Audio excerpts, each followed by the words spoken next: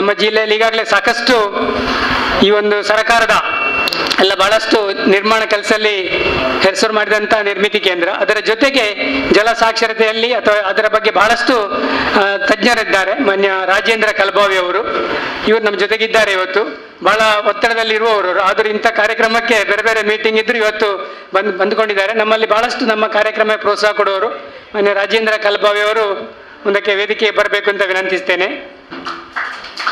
ಇವತ್ತಿನ ಕಾರ್ಯಕ್ರಮಕ್ಕೆ ಚಾಲನೆ ನೀಡುವವರು ಜನಜೀವನ ಬಾಳೆಪುಣಿಯ ಅಧ್ಯಕ್ಷರು ಮತ್ತು ಜನಶಿಕ್ಷಣ ಟ್ರಸ್ಟಿನ ಹಿರಿಯ ಸಲಹೆಗಾರರು ಮಾನ್ಯ ರಮೇಶ್ ಏನವ್ ಅವರು. ಸರ್, ತಾವು ವೇದಿಕೆ ಬರಬೇಕು ಅಂತ ಕೇಳ್ಕೊಳ್ತೇನೆ.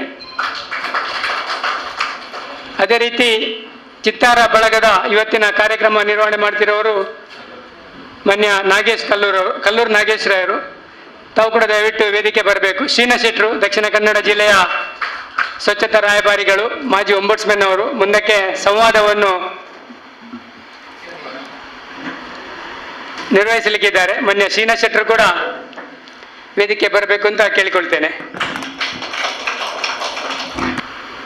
ಮುಂದಕ್ಕೆ ಈ ಕಾರ್ಯಕ್ರಮವನ್ನು ಎಲ್ಲರನ್ನು ಸ್ವಾಗತಿಸಲಿಕ್ಕಿದ್ದಾರೆ ನಮ್ಮ ಆಶಯ ಪ್ರಕಾಶನದ ಪ್ರಕಾಶಕರು, ಆಕೃತಿ ಸಂಚಾಲಕರು ಮಾನ್ಯ ಸತೀಶ್ ಇರೋರು, ಚಿತ್ತಾರ ಬಳಗದ ಸಂಚಾಲಕರು ವೇದಿಕೆ ಬರಬೇಕು ಪ್ಲೀಸ್.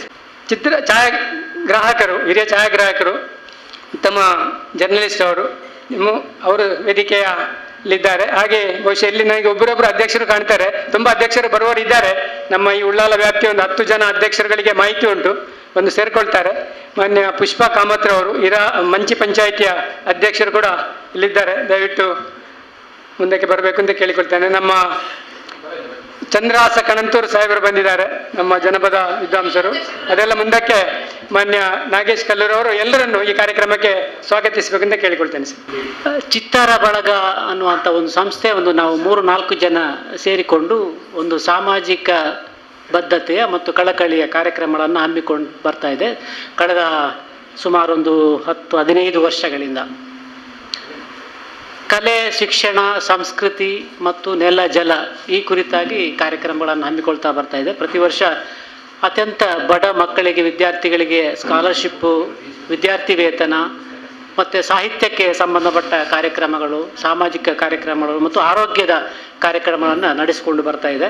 ಕಳೆದ ಬಾರಿ ಪ್ರಖ್ಯಾತ ವಿಜ್ಞಾನಿ ನೇಮಿಚಂದ್ರ ಅವರಿಂದ ಒಂದು ಒಳ್ಳೆಯ ಆರೋಗ್ಯ ಕಾರ್ಯಕ್ರಮವನ್ನು ಮಾಡ್ತಾ ಇದ್ದೆವು. ಆ ಆರೋಗ್ಯ ಕಾರ್ಯಕ್ರಮದಿಂದ ಅನೇಕ ಉಪಕಾರಗಳು ಇಲ್ಲಿ ವಿಶೇಷವಾಗಿ ಕ್ಯಾನ್ಸರ್ ಪೇಷಂಟ್ಗಳಿಗೆ ಇಲ್ಲಿನ ಅನೇಕ ನೆರವು ಲಭಿಸಿದೆ. ಇಂತಹ ಕಾರ್ಯಕ್ರಮಗಳನ್ನು ಮೊನ್ನೆ ತಾನೇ ನಾವು ಒಂದು ವಿದ್ಯಾರ್ಥಿಗಳ ಕಾರ್ಯಕ್ರಮವನ್ನು ನೆರವೇರಿಸ್ತೇವೆ. ಇದಿಷ್ಟು ನಾನು ಸಂಕ್ಷಿಪ್ತವಾಗಿ ಚಿತ್ತಾರ ಬಳಗದ ಬಗ್ಗೆ ಪರಿಚಯವನ್ನು ಹೇಳುವಂಥದ್ದು. ಸತೀಶ್ ಇರಾ ಅವರು ಸಂಚಾಲಕರಾಗಿದ್ದಾರೆ. ಆಮೇಲೆ ಚಂದ್ರಶೇಖರ್ ಪಾತೂರ್ ಅವರು ನಮ್ಮ ಜೊತೆಗೆ ಇರಬೇಕಾಗಿತ್ತು, ಅವರು ವಿಶೇಷವಾಗಿ ಇವತ್ತು ಮಂತ್ರಿಗಳು ಇಲ್ಲಿ ಉಸ್ತುವಾರಿ ಮಂತ್ರಿಗಳು ಪ್ರವಾಸದಲ್ಲಿರುವುದರಿಂದ ಅವರ ಜೊತೆಯಲ್ಲಿರುವುದರಿಂದ ಅವರಿಗೆ ಬರಲಿಕ್ಕೆ ಆಗ್ತಾಯಿಲ್ಲ.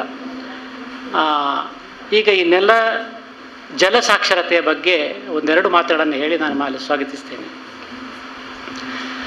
ಜಲ ಸಾಕ್ಷರತೆಯ ಬಗ್ಗೆ ಮತ್ತು ನೀರಿಂಗಿಸುವ ಬಗ್ಗೆ ಮತ್ತು ನೀರನ್ನು ಹೇಗೆ ಉಪಯೋಗಿಸಬೇಕು ಎನ್ನುವ ಬಗ್ಗೆ ನಮಗೆಲ್ಲ ಬಹುಶಃ ಹೊಸತಿರ್ಬೋದು, ಆದರೆ ಇಲ್ಲಿ ಎಲ್ಲ ಹಿರಿಯರಿದ್ದಾರೆ, ಖಂಡಿತ ಅವರಿಗೆ ಹೊಸತಲ್ಲ ಇದು.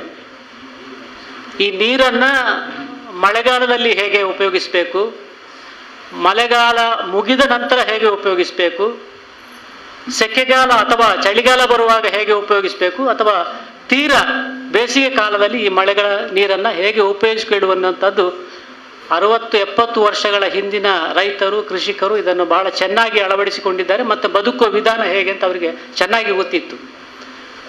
ಬರಬರತೆ ಏನಾಗಿದೆ, ಕೃಷಿ ಅವನತಿಯಾಯಿತು, ನಗರೀಕರಣ ಬೆಳೆಯಿತು. ನಗರಕ್ಕೆ ಇದು ಯಾವುದು ಅಗತ್ಯ ಇಲ್ಲ, ಯಾಕಂದರೆ ಪೈಪ್ನಲ್ಲಿ ನೀರು ಬರ್ತಾ ಇದೆ, ವೈರ್ನಲ್ಲಿ ಕರೆಂಟ್ ಬರ್ತಾ ಇದೆ. ಆಮೇಲೆ ಅಂಗಡಿಗೆ ಹೋದರೆ ನಮಗೆ ಆಹಾರ ಸಾಮಗ್ರಿಗಳೆಲ್ಲ ಸಿಗ್ತಾ ಇದೆ. ಇದು ಯಾವುದರ ಬಗ್ಗೆ, ನೆಲದ ಬಗ್ಗೆ ಆಗಲಿ, ಜಲದ ಬಗ್ಗೆ ಆಗಲಿ, ಕೊನೆಗೆ ಜನರ ಬಗ್ಗೆ ಆಗಲಿ ನಾವು ಗಮನ ಹರಿಸಬೇಕಾದಂತ ಏನಿಲ್ಲ. ಯಾಕಂದರೆ ಫ್ಲ್ಯಾಟಲ್ಲಿ ಕೂತ್ಕೊಂಡ್ರೆ ಇವಾಗ ಆರ್ಡ್ರ್ ಮಾಡಿದ್ರೆ ಎಲ್ಲ ಬರ್ತಾ ಇದೆ. ಯಾವುದರ ಬಗ್ಗೆಯೂ ನಾವು ಗಮನ ಹರಿಸಬೇಕಾದ್ದಿಲ್ಲ, ಜನಗಳ ಬಗ್ಗೆಯೂ ಗಮನ ಹರಿಸಬೇಕಾದ್ದಿಲ್ಲ. ಪಕ್ಕದ ಫ್ಲ್ಯಾಟ್ನವರ ಹತ್ರ ಮಾತಾಡಬೇಕಾಗಿಲ್ಲ, ಈಗ ಯಾರು ಮಾತಾಡ್ತಾ ಇಲ್ಲ. ಅದೇ ನಾವೊಂದು ತಮಾಷೆ ಇದೆ, ನಾವು ಇಲ್ಲಿ ಈ ಅಂಗಳದಿಂದ ಮಂಗಳ ಗ್ರಹಕ್ಕೆ ಹೋಗಲಿಕ್ಕೆ ನಾವು ಕಲ್ತಿದ್ದೇವೆ ವಿಜ್ಞಾನದಲ್ಲಿ, ಆದರೆ ನಮ್ಮ ಪಕ್ಕದ ಮನೆಯವರ ಪರಿಚಯ ನಮಗಿರುವುದಿಲ್ಲ ಅಂತ.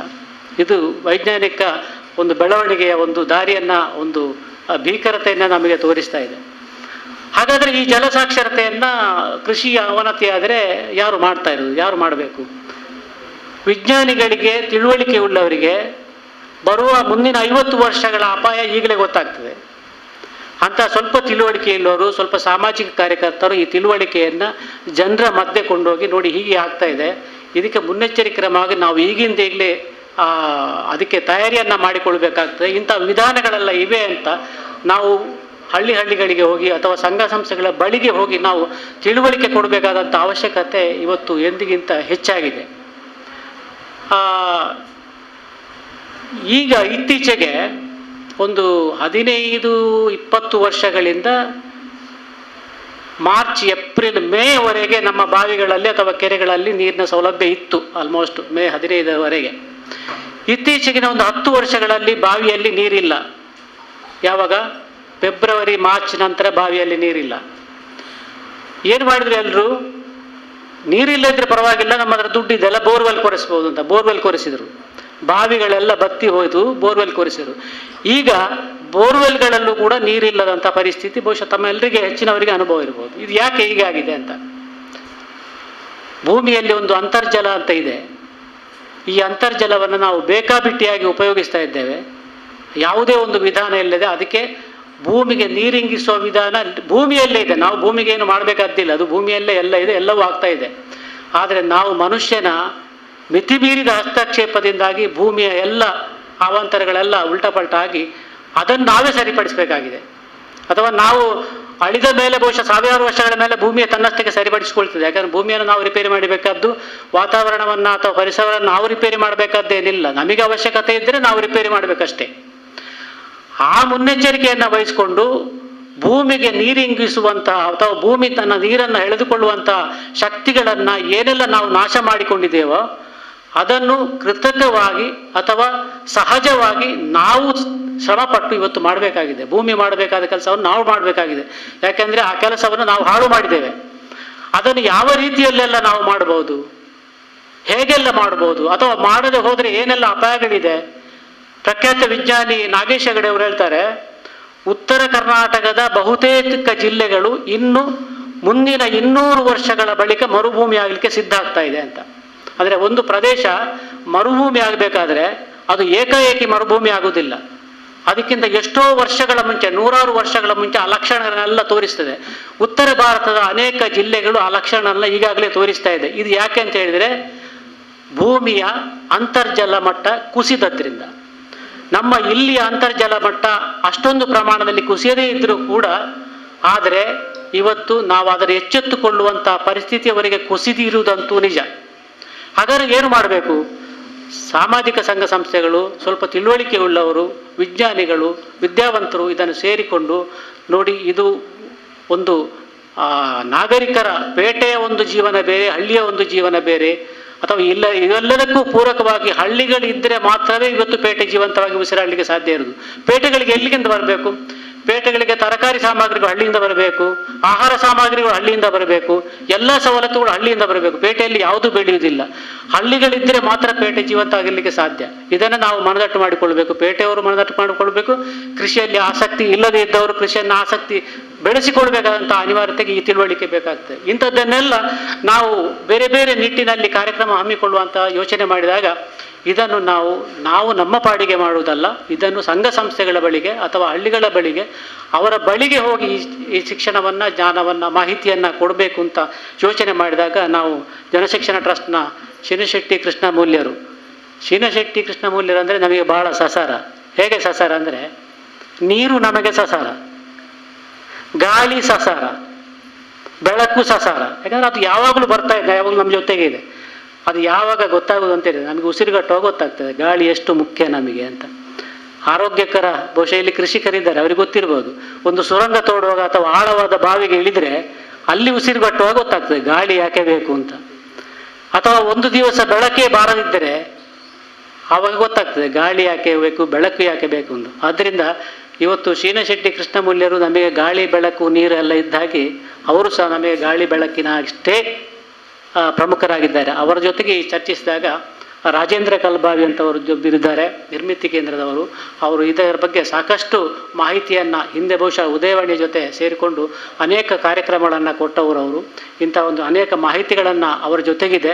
ಅವರ ಮಾಹಿತಿಗಳನ್ನು ನಮ್ಮೊಂದಿಗೆ ಹಂಚಿಕೊಂಡು ನಾವು ತಿಳ್ಕೊಳ್ಳೋದು ಮಾತ್ರ ಅದನ್ನು ಪ್ರಾಯೋಗಿಕವಾಗಿ ಅನುಸರಿಸಬೇಕು ಎನ್ನುವ ನೆಲೆಯಲ್ಲಿ ಕೂಡ ಕೆಲವು ಸಂಘ ಸಂಸ್ಥೆಗಳನ್ನು ನಾವು ಇಲ್ಲಿ ಆಹ್ವಾನಿಸಿದ್ದೇವೆ. ನಮ್ಮ ಜೊತೆಗೆ ಇರುವ ಜನಜೀವನ ಬಾಳೆಪುಣಿ ಎಂಬ ಅಧ್ಯಕ್ಷರು ಇದ್ದಾರೆ. ಆಮೇಲೆ ಸಂತೋಷ್ ಫ್ರೆಂಡ್ಸ್ ಕ್ಲಬ್ ಪಾವಲ ಅವರು ಸ್ವಲ್ಪ ಪ್ರಾದೇಶಿಕವಾಗಿ ಗ್ರಾಮಾಂತರವಾಗಿ ಒಂದು ಒಳ್ಳೆಯ ಕೆಲಸಗಳನ್ನು, ಒಂದು ಮಾದರಿ ಕೆಲಸಗಳನ್ನು ಮಾಡ್ತಾ ಬರುವರು. ಅವರದೊಂದು ವಿಶೇಷ ಏನಂತ ಹೇಳಿದರೆ ಪ್ರತಿ ಮನೆಯೂ ಅವರ ಸಂಪರ್ಕದಲ್ಲಿದೆ. ಅವರು ಒಂದು ಸಾಮಾನ್ಯವಾಗಿ ನಾವು ಕ್ಲಬ್ಗಳನ್ನು ಹೇಗೆ ನೋಡ್ತೇವೆ ಅಂತ ಹೇಳಿದರೆ, ಅವರೊಂದು ಕ್ಲಬ್ನಲ್ಲಿ ಮೀಟಿಂಗ್ ಮಾಡೋದು, ಕಾರ್ಯಕ್ರಮ ಮಾಡೋದು, ಅಲ್ಲಿಗೆ ಎಲ್ಲರೂ ಬರುವುದು, ಏನೋ ಒಂದು ಕಾರ್ಯಕ್ರಮಗಳನ್ನು ಮಾಡ್ತಾರೆ ಅಥವಾ ಯಾವುದೋ ಮಾಡ್ತಾರೆ. ಆದರೆ ಇವರು ಹಾಗಲ್ಲ. ಪ್ರತಿ ಮನೆಯ ಸಂಪರ್ಕ ಕೂಡ ಒಂದು ಕುಟುಂಬ ಸದಸ್ಯನಾಗಿ ಆ ಕ್ಲಬ್ಗಳಲ್ಲಿ ಇದೆ. ಯಾವುದೇ ಮನೆಯಲ್ಲಿ ಒಂದು ಕಾರ್ಯಕ್ರಮ ಆಗಲಿ, ಯಾವುದೇ ಒಂದು ಇದಾಗಲಿ, ಅವರು ಆ ಮನೆಯ ಸಂಪರ್ಕದ ಜೊತೆ ಇರ್ತಾರೆ, ಆ ಹಳ್ಳಿಯ ಗ್ರಾಮದ ಸಂಪರ್ಕದ ಜೊತೆ ಇರ್ತಾರೆ. ಒಂದು ಅಪರೂಪವಾದಂಥ ಒಂದು ಸಂಸ್ಥೆ ಇದೆ. ಅವರು ಇವತ್ತೊಂದು ಇಂಥ ನೀರಿಂಗಿಸುವ ಕಾರ್ಯಕ್ರಮ ನಾವು ಪ್ರಾಯೋಗಿಕವಾಗಿ ಕೂಡ ಮಾಡಲಿಕ್ಕೆ ಆಸಕ್ತರಿದ್ದೇವೆ ಎನ್ನುವ ನಿಟ್ಟಿನಲ್ಲಿ ಇವತ್ತು ಆಸಕ್ತಿಯಿಂದ ಭಾಗವಹಿಸ್ತಾ ಇದ್ದಾರೆ. ತಾವೆಲ್ಲರೂ ಬಂದಿದ್ದೀರಿ. ಎಲ್ಲರನ್ನ ಅತ್ಯಂತ ಗೌರವದಿಂದ ಪ್ರೀತಿಯಿಂದ ಕಾರ್ಯಕ್ರಮಕ್ಕೆ ಸ್ವಾಗತಿಸ್ತಾ ಇವತ್ತಿನ ಕಾರ್ಯಕ್ರಮದ ಅಧ್ಯಕ್ಷತೆಯನ್ನು ನಮ್ಮ ಜನಜೀವನ ಸಮಿತಿ ಅಧ್ಯಕ್ಷರಾದ ಶ್ರೀಯುತ ರಮೇಶ್ ಅವರು ವಹಿಸಲಿಕ್ಕಿದ್ದಾರೆ. ಅವರನ್ನು ಅತ್ಯಂತ ಗೌರವಪೂರ್ವಕ ಈ ಕಾರ್ಯಕ್ರಮಕ್ಕೆ ಸ್ವಾಗತಿಸ್ತಾ ಇದ್ದೇನೆ. ಹಾಗೆ ಇವತ್ತು ಈ ಕಾರ್ಯಕ್ರಮಕ್ಕೆ ಮಾಹಿತಿಯನ್ನ ಕೊಡ್ಲಿಕ್ಕಿದ್ದವರು ಜಲತಜ್ಞರಾಗಿರುವ ನಿರ್ಮಿತಿ ಕೇಂದ್ರದ ನಿರ್ದೇಶಕರಾದ ಶ್ರೀ ರಾಜೇಂದ್ರ ಕಲ್ಬಾವಿ ಅವರನ್ನು ತಮ್ಮೆಲ್ಲರ ಪರವಾಗಿ ಗೌರವದಿಂದ ಸ್ವಾಗತಿಸ್ತಾ ಇದ್ದೇನೆ. ಅವರಿಗೆ ಪುಸ್ತಕದ ಸ್ಮರಣಿಕೆಯನ್ನು ನೀಡಿ ಸ್ವಾಗತಿಸ್ತಾ ಇದ್ದಾರೆ. ಇವತ್ತಿನ ಕಾರ್ಯಕ್ರಮದ ಒಟ್ಟು ಸ್ವರೂಪವನ್ನು ಮತ್ತು ಹಿನ್ನೆಲೆಯಲ್ಲೇ ಶ್ರಮವಹಿಸಿ ದುಡಿತಾ ಇರುವವರು ಜನಶಿಕ್ಷಣ ಟ್ರಸ್ಟ್ನ ಶ್ರೀಯುತ ಶೀನಶೆಟ್ಟಿ ಅವರಿಗೂ ತಮ್ಮೆಲ್ಲರ ಪರವಾಗಿ ಸ್ವಾಗತವನ್ನು ಬಯಸ್ತಾ ಇದ್ದೇನೆ. ಹಾಗೆ ಇವತ್ತಿನ ಚಿತ್ತಾರ ಬಳಗದ ನಮ್ಮ ಸಂಚಾಲಕರಾದ ಶ್ರೀಯುತ ಸತೀಶ್ ಅವರು ಉದಯವಾಣಿಯ ಪತ್ರಕರ್ತರು, ಛಾಯಾಚಿತ್ರಗಾರರು, ಅವರನ್ನು ತಮ್ಮ ಕಾರ್ಯಕ್ರಮಕ್ಕೆ ಅತ್ಯಂತ ಗೌರವದಿಂದ ಸ್ವಾಗತಿಸ್ತಾ ಇದ್ದೇನೆ. ಹಾಗೆ ನಮ್ಮ ಪಾವಳದ ಗ್ರಾಮಾಂತರ ಪ್ರದೇಶದಿಂದ ಕಲ್ಲೂರಿನ ಶ್ರೀಯುತ ಪೋಪ ಅವರು ಬಂದಿದ್ದಾರೆ. ಅವರನ್ನು ಕೂಡ ತಮ್ಮೆಲ್ಲರ ಪರವಾಗಿ ಸ್ವಾಗತಿಸ್ತಾ ಇದ್ದೇನೆ. ಹಾಗೆ ಸಂತೋಷ್ ಫ್ರೆಂಡ್ಸ್ ಕ್ಲಬ್ನ ಶ್ರೀಯುತ ಮಾಧವ ಪಾವಳ ಅವರಿದ್ದಾರೆ. ಅವರನ್ನು ಕೂಡ ತಮ್ಮೆಲ್ಲರ ಪರವಾಗಿ ಸ್ವಾಗತಿಸ್ತಾ ಇದ್ದೇನೆ. ಹಾಗೆ ಶ್ರೀಯುತ ಕಾಂತಪ್ಪ ಕಲ್ಲೂರು ಅವರಿದ್ದಾರೆ. ಅವರನ್ನು ತಮ್ಮೆಲ್ಲರ ಪರವಾಗಿ ಸ್ವಾಗತಿಸ್ತಾ ಇದ್ದೇನೆ. ನಮ್ಮ ಜನಜೀವನ ಸಮಿತಿಯ ಶ್ರೀಯುತ ಪುಂಡರೀಕಾಕ್ಷ ಅವರು ಜೊತೆಗಿದ್ದಾರೆ. ಅವರನ್ನು ಕೂಡ ಸ್ವಾಗತಿಸ್ತಾ ಇದ್ದೇನೆ. ಹಾಗೆ ನಮ್ಮ ಪಂಚಾಯತ್ ಅಧ್ಯಕ್ಷರಾದ ಶ್ರೀಮತಿ ಸೆನಿಮಾ ಅವರು, ಹಾಗೆ ಪುಷ್ಪ ಅವರು ಇದ್ದಾರೆ. ಅವರನ್ನು ಕೂಡ ಸ್ವಾಗತಿಸ್ತಾ ಇದ್ದೇನೆ. ನಮ್ಮ ಈ ಎಲ್ಲ ಕಾರ್ಯಕ್ರಮದಲ್ಲಿ ಹಿನ್ನೆಲೆಯಲ್ಲಿ ದುಡಿತಾ ಇರುವ ಶ್ರೀಯುತ ಜನಶಿಕ್ಷಣ ಸಮಿತಿಯ ಟ್ರಸ್ಟ್ನ ಕೃಷ್ಣಮೂಲ್ಯ ಅವರು ಇದ್ದಾರೆ. ಅವರನ್ನು ಸ್ವಾಗತಿಸ್ತಾ ಇದ್ದೇನೆ. ಜನಜೀವನದ ಇಬ್ರಾಹಿಂ ನಡುಪದ ತಪ್ಸ ಅವರಿದ್ದಾರೆ. ಅವರನ್ನು ಕೂಡ ಸ್ವಾಗತಿಸ್ತಾ ಇದ್ದೇನೆ. ವಿದ್ವಾಂಸರು, ಜಾನಪದ ತಜ್ಞರು ಮತ್ತು ಸಾಹಿತಿಗಳು, ಲೇಖಕರು ಆಗಿರುವ ಚಂದ್ರಾಸ್ ಕಣಂತೂರ್ ಅವರಿದ್ದಾರೆ. ಅವರನ್ನು ಕೂಡ ಸ್ವಾಗತಿಸ್ತಾ ಇದ್ದೇನೆ. ವಿಶೇಷವಾಗಿ ಇವತ್ತಿನ ಕಾರ್ಯಕ್ರಮಕ್ಕೆ ಕಲಾವಿದರು, ಚಿಂತಕರು ಆಗಿರುವ ಶ್ರೀಯುತ ಸ್ಪಂದನ ನಾಗರಾಜ್ ಅವರು ನಮ್ಮ ಜೊತೆಗೆ ಇರುವುದು ಬಹಳ ವಿಶೇಷ. ನಾನು ಅವರ ಹತ್ರ ನಿನ್ನೆ ಹೇಳಿದ್ದೆ, ನೀವು ನಮ್ಮ ಜೊತೆಗಿದ್ದರೆ ನಮಗೆ ಅದೊಂದು ಆನೆ ಬಲ ಅಂತ. ಯಾಕಂದರೆ ಈ ಕಾರ್ಯಕ್ರಮಗಳನ್ನೆಲ್ಲ ಬೇರೆ ಬೇರೆ ಕಡೆಗಳಲ್ಲಿ ಅವರು ಪ್ರಸಾರ ಮಾಡುವವರು. ಸ್ಪಂದನ ನಾಗರಾಜ್ ಅವರಿಗೂ ತಮ್ಮೆಲ್ಲರ ಪರವಾಗಿ ಅತ್ಯಂತ ಗೌರವದಿಂದ ಸ್ವಾಗತಿಸ್ತಾ ಇದ್ದೇನೆ. ಎಂದಿನಂತೆ ತಮ್ಮ ಕ್ರಿಯಾಶೀಲ ಚಟುವಟಿಕೆಗಳಿಂದ ಪ್ಲಾಸ್ಟಿಕ್ ತ್ಯಾಜ್ಯ ಇರ್ಬೋದು, ಘನತ್ಯಾಜ್ಯ ಇರ್ಬೋದು, ಸ್ವಚ್ಛ ಭಾರತ ಇರ್ಬೋದು, ಎಲ್ಲದರ ಬಗ್ಗೆ ದುಡಿತಾ ಇರುವ ಶ್ರೀಯುತ ಇಸ್ಮಾಯಿಲ್ ಅವರು ನಮ್ಮ ಜೊತೆಗಿದ್ದಾರೆ. ಅವರನ್ನು ಕೂಡ ಸ್ವಾಗತಿಸ್ತಾ ಇದ್ದೇನೆ. ಹಾಗೆ ನಮ್ಮ ಅಬೂಬಕರ್ ಜಲ್ಲಿ ಅವರು ನಮ್ಮ ಜೊತೆಗಿದ್ದಾರೆ. ಅವರನ್ನು ಕೂಡ ಸ್ವಾಗತಿಸ್ತಾ ಇದ್ದೇನೆ. ಸಂತೋಷ್ ಫ್ರೆಂಡ್ಸ್ ಕ್ಲಬ್ನ ಅನೇಕ ಜನ ಸದಸ್ಯರು ನಮ್ಮ ಜೊತೆಗಿದ್ದಾರೆ. ಶ್ರೀಯುತ ಆನಂದ ಕಲ್ಲೂರು ಅವರಿದ್ದಾರೆ, ಸುಧಾಕರ್ ಕಲ್ಲೂರು ಅವರಿದ್ದಾರೆ, ಹಾಗೆ ಲೋಕೇಶ್ ಪಾವಳ ಇದ್ದಾರೆ, ಪ್ರಶಾಂತ್ ಕಲ್ಲೂರು ಅವರಿದ್ದಾರೆ, ಹಾಗೆ ಪ್ರಮೋದ್ ಅವರಿದ್ದಾರೆ, ಇನ್ನು ಕೆಲವರು ಇದ್ದಾರೆ. ಅವರನ್ನೆಲ್ಲ ಸಂತೋಷ್ ಫ್ರೆಂಡ್ಸ್ ಕ್ಲಬ್ ಪರವಾಗಿ ನಾನು ಸ್ವಾಗತಿಸ್ತಾ ಈ ಕಾರ್ಯಕ್ರಮವನ್ನು ಆರಂಭಿಸ್ತಾ ಇದ್ದೇವೆ. ಬಹುಶಃ ಈಗ ಕೃಷ್ಣಶಮೂಲಿ ಅವರು ಮುಂದಿನ ಇದನ್ನು ಮಾಡ್ತಾರೆ ಅಂತ ಹೇಳ್ತೇನೆ. ನಮಸ್ಕಾರ. ನಮ್ಮ ಎಲ್ಲರನ್ನು ಪ್ರೀತಿಪೂರ್ವಕವಾಗಿ ಸ್ವಾಗತಿಸಿದ್ದಾರೆ ಮಾನ್ಯ ಕಲ್ಲೂರು ನಾಗೇಶ್ವರವರು. ಸರ್, ನಿಮಗೂ ಪ್ರೀತಿಪೂರ್ವಕ ಸ್ವಾಗತ. ಅದೇ ರೀತಿ ಈಗಾಗಲೇ ಪ್ರಸ್ತಾವ ಮಾಡಿದಂತೆ ಬಹಳಷ್ಟು ವಿವಿಧ ಕ್ಷೇತ್ರ ಜನವತಿಯಲ್ಲಿ ಸೇರಿದ್ದಾರೆ. ನಮ್ಮ ಗ್ರಾಮ ಪಂಚಾಯತ್ ಸದಸ್ಯರು ಅಲ್ಲಿ ಜನಾರ್ದನ್ ಅವರು ಮತ್ತು ಸಮೀಮ ಇದ್ದಾರೆ ಬಾಳೆಪುಣಿದು. ವಿಶೇಷವಾಗಿ ನಮ್ಮ ಕುರ್ನಾಡ್ ಗ್ರಾಮ ಪಂಚಾಯತ್ ಅಧ್ಯಕ್ಷರು ಮಾನ್ಯ ಗಣೇಶ್ ನಾಯ್ಕರು ಸೇರಿಕೊಂಡಿದ್ದಾರೆ. ಸರ್, ನಿಮಗೂ ಸ್ವಾಗತ ಬಯಸ್ತಾ ಇದ್ದೇವೆ.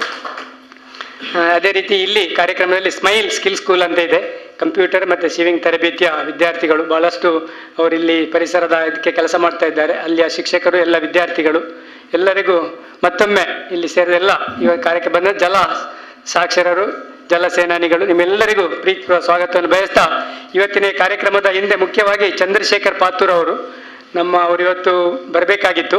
ಅವರು ಅನಿವಾರ್ಯ. ಈಗಾಗಲೇ ಮೊನ್ನೆ ನಿಶ್ಚಲ್ ಶೆಟ್ಟಿ ಅವರು, ಇನ್ನೊಬ್ಬರು ಬಹಳ ಪ್ರಗತಿಪರ ಕೃಷಿಕರು, ಸಾವಯವ ಕೃಷಿಕರು, ಅವರು ಬಂದು ಸೇರಿಕೊಂಡಿದ್ದಾರೆ. ಚಂದ್ರಶೇಖರ್ ಪಾತೂರ್ ಅವರು ಇವತ್ತು ಉಸ್ತುವಾರಿ ಮಂತ್ರಿಯವರ ಆಪ್ತ ಸಹಾಯಕರಾಗಿ ನೇಮಕಗೊಂಡಿರುವುದರಿಂದ ಅನಿವಾರ್ಯವಾಗಿ ಸಚಿವರ ಭೇಟಿ ಜಿಲ್ಲೆಗೆ ಮಾಡ್ತಿರೋದು ಬರಲಿಕ್ಕೆ ಆಗಿಲ್ಲ. ಅವರು ಯಾವಾಗಲೂ ಇಂಥ ಕಾರ್ಯಕ್ರಮಕ್ಕೆ ಕೆಲವು ಕವನಗಳನ್ನು ಬರೆದು ದೊಡ್ಡ ಸಾಹಿತಿಯವರು, ಅವರು ಬರೆದಂಥ ಒಂದು ಮಳೆಗೆ ಸಂಬಂಧಿಸಿದ ಹಾಡನ್ನು ಹಾಡುವುದರ ಆಶಯ ಗೀತೆಯನ್ನು ಹಾಡುವುದರ ಮೂಲಕ ಸತೀಶ್ ರವರು, ನಮ್ಮ ಚಿತ್ತಾರ ಬಳಗದ ಸಂಚಾಲಕರು, ಉದಯವಾಣಿ ಪತ್ರಿಕೆಯ ಹಿರಿಯ ಛಾಯಾಗ್ರಾಹಕರು ಬಂದು ಆಶಯ ಗೀತೆ ಹಾಡಬೇಕು ಅಂತ ಕೇಳಿಕೊಳ್ತೇನೆ. ನಮ್ಮ ಸ್ಥಾಪಕ ಅವರ ಅಧ್ಯಕ್ಷರಾಗಿರುವ ಚಂದ್ರಶೇಖರ್ ಪಾತೂರ್ ಅವರು ಬರೆದದ್ದು. ಅವರ ಅನಿವಾರ್ಯ ಕಾರಣಕ್ಕೆ ನಮ್ಮ ಉಸ್ತುವಾರಿ ಸಚಿವರ ಆಪ್ತ ಸಹಾಯಕರಾಗಿ ನೇಮಕಗೊಂಡಿರುವುದರಿಂದ ಧರ್ಮಸ್ಥಳದಲ್ಲಿದ್ದಾರೆ. ಇವತ್ತು ಬೆಳಿಗ್ಗೆ ಅವರು ಈ ಹಾಡನ್ನು ಬರೆದು ಕಳಿಸಿದ್ದಾರೆ. ತಪ್ಪಿದ್ರೆ ಕ್ಷಮಿಸಬೇಕು. ಮಳೆ ಬಂದಿತ್ತೋ ಅಣ್ಣ, ಮಳೆ ಬಂದಿತ್ತೋ, ಮಳೆ ಬಂದಿತ್ತೋ ಅಕ್ಕ, ಮಳೆ ಬಂದಿತ್ತೋ, ಕೆರೆ ಬಾವಿ ನದಿ ತೋಡು ತುಂಬುತ್ತ ತುಳುಕುತ್ತ ಸಾಗುತ್ತ ನೀರೆಲ್ಲ ಕಡಲು ಸೇರಿತೋ.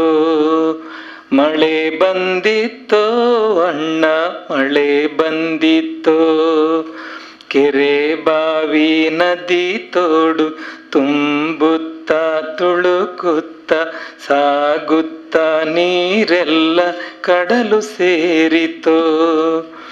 ಬೇಸಿಗೆ ಬಂದಾಗ ನೀರಿಲ್ಲವೋ, ಒಂದು ತೊಟ್ಟು ನೀರಿಗಾಗಿ ಹಾಹಾಕಾರವೋ.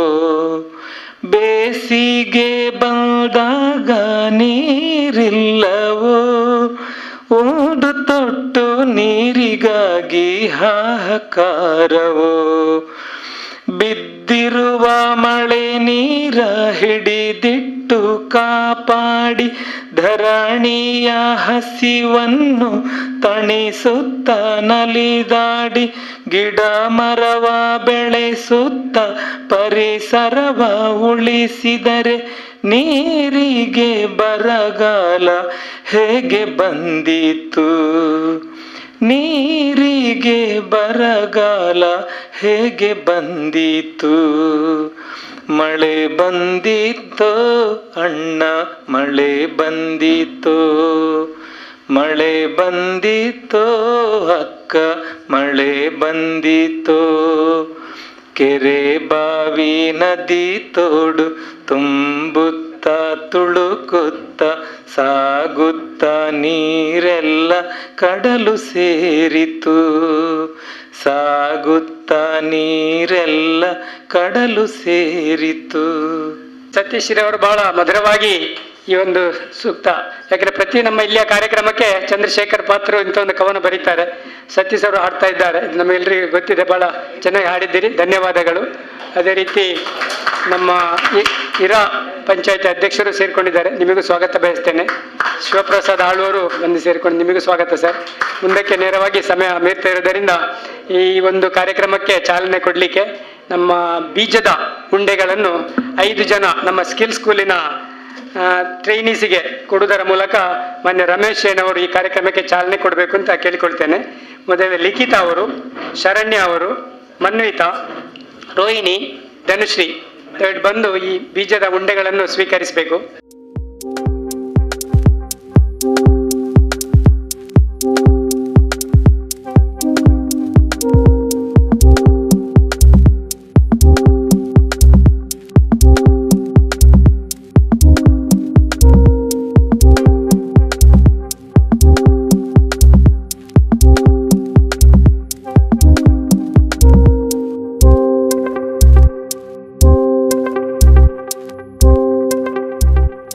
ವೇದಿಕೆಯಲ್ಲಿರುವ ಗಣ್ಯರೇ ಹಾಗೂ ಮುಂಭಾಗದಲ್ಲಿರುವ ಗಣ್ಯರೇ, ಎಲ್ಲ ನಮ್ಮ ಚಿತ್ತಾರ ಬಳಗ ಇವರು ಮಾಡಿದಂತಹ ಒಂದು ಕಾರ್ಯಕ್ರಮ.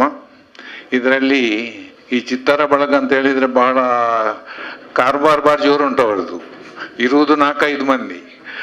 ಒಳ್ಳೆ ಒಳ್ಳೆ ಕಾರ್ಯಗಳನ್ನು ಇಲ್ಲಿ ಹಮ್ಮಿಕೊಂಡು ಇಷ್ಟು ಜನವನ್ನು ಸೇರಿಸಿದ್ದಾರೆ ಅಂತ ಹೇಳುವಾಗ ಚಿತ್ತಾರ ಬಳಗದ ಒಂದು ಅವರ ಕಾರ್ಯಕ್ರಮ ಎಷ್ಟು ಒಳ್ಳೆಯದರಲ್ಲಿ ಮೂಡಿ ಬರ್ತದೆ ಅಂತ ನಮ್ಗೆ ಎಲ್ರಿಗೂ ತಿಳಿದಂತಹ ವಿಷಯ. ಇದು ಒಂದು ಬಹಳ ಅಗತ್ಯವಾದಂತಹ ನೀರಿನ ಒಂದು ಉಳಿತಾಯ ಹೇಗೆ ಮಾಡಬಹುದು. ನಾವೆಲ್ಲ ಹೇಳುವುದು ಮಾತ್ರ, ಭಾಷಣ ಮಾಡುವುದು ಮಾತ್ರ, ಒಂದು ಕೈ ತೊಳೆಯುವಾಗ ಒಂದು ಸ್ನಾನ ಮಾಡುವಂತಹ ನೀರನ್ನು ಹಾಳು ಮಾಡ್ತೇವೆ ನಾವು. ಅಂತ ಒಂದು ನಮಗೆ ನಮ್ಮ ಇದರ ಬಗ್ಗೆ ನಾವು ಪರಿಸರ, ನೀರಿನ ಬಗ್ಗೆ, ಇದರ ಬಗ್ಗೆ ಎಲ್ಲ ನಾವು ನೋಡ್ತಾ ಇದ್ರು, ದಿನನಿತ್ಯ ನೋಡ್ತಾ ಇದ್ರು, ಅದರ ಬಗ್ಗೆ ನಾವು ತಲೆ ಕೆಡಿಸಿಕೊಳ್ಳುವುದಿಲ್ಲ.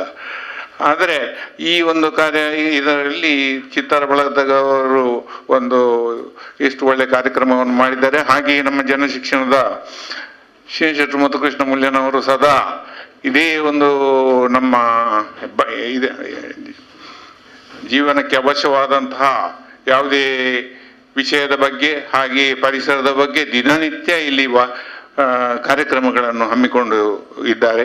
ಇದರಲ್ಲಿ ಇದಕ್ಕಿಂತ ಜಾಸ್ತಿ ನಾನು ಮಾತಾಡುವುದಿಲ್ಲ, ಯಾಕೆಂತಂದ್ರೆ ಇದು ಬಹಳ ಅಮೂಲ್ಯವಾದಂತಹ ವಿಷಯ. ಇದರಲ್ಲಿ ತಿಳಿದವರು ತುಂಬಾ ಇದ್ದಾರೆ. ನಾನು ಇದರಲ್ಲಿ ಬಹಳ ಹಿಂದೆ ಇದ್ದೇನೆ ಅಂತ ಹೇಳುತ್ತಾ ನನ್ನ ಮಾತನ್ನು ಕೊನೆಗೊಳಿಸಿ.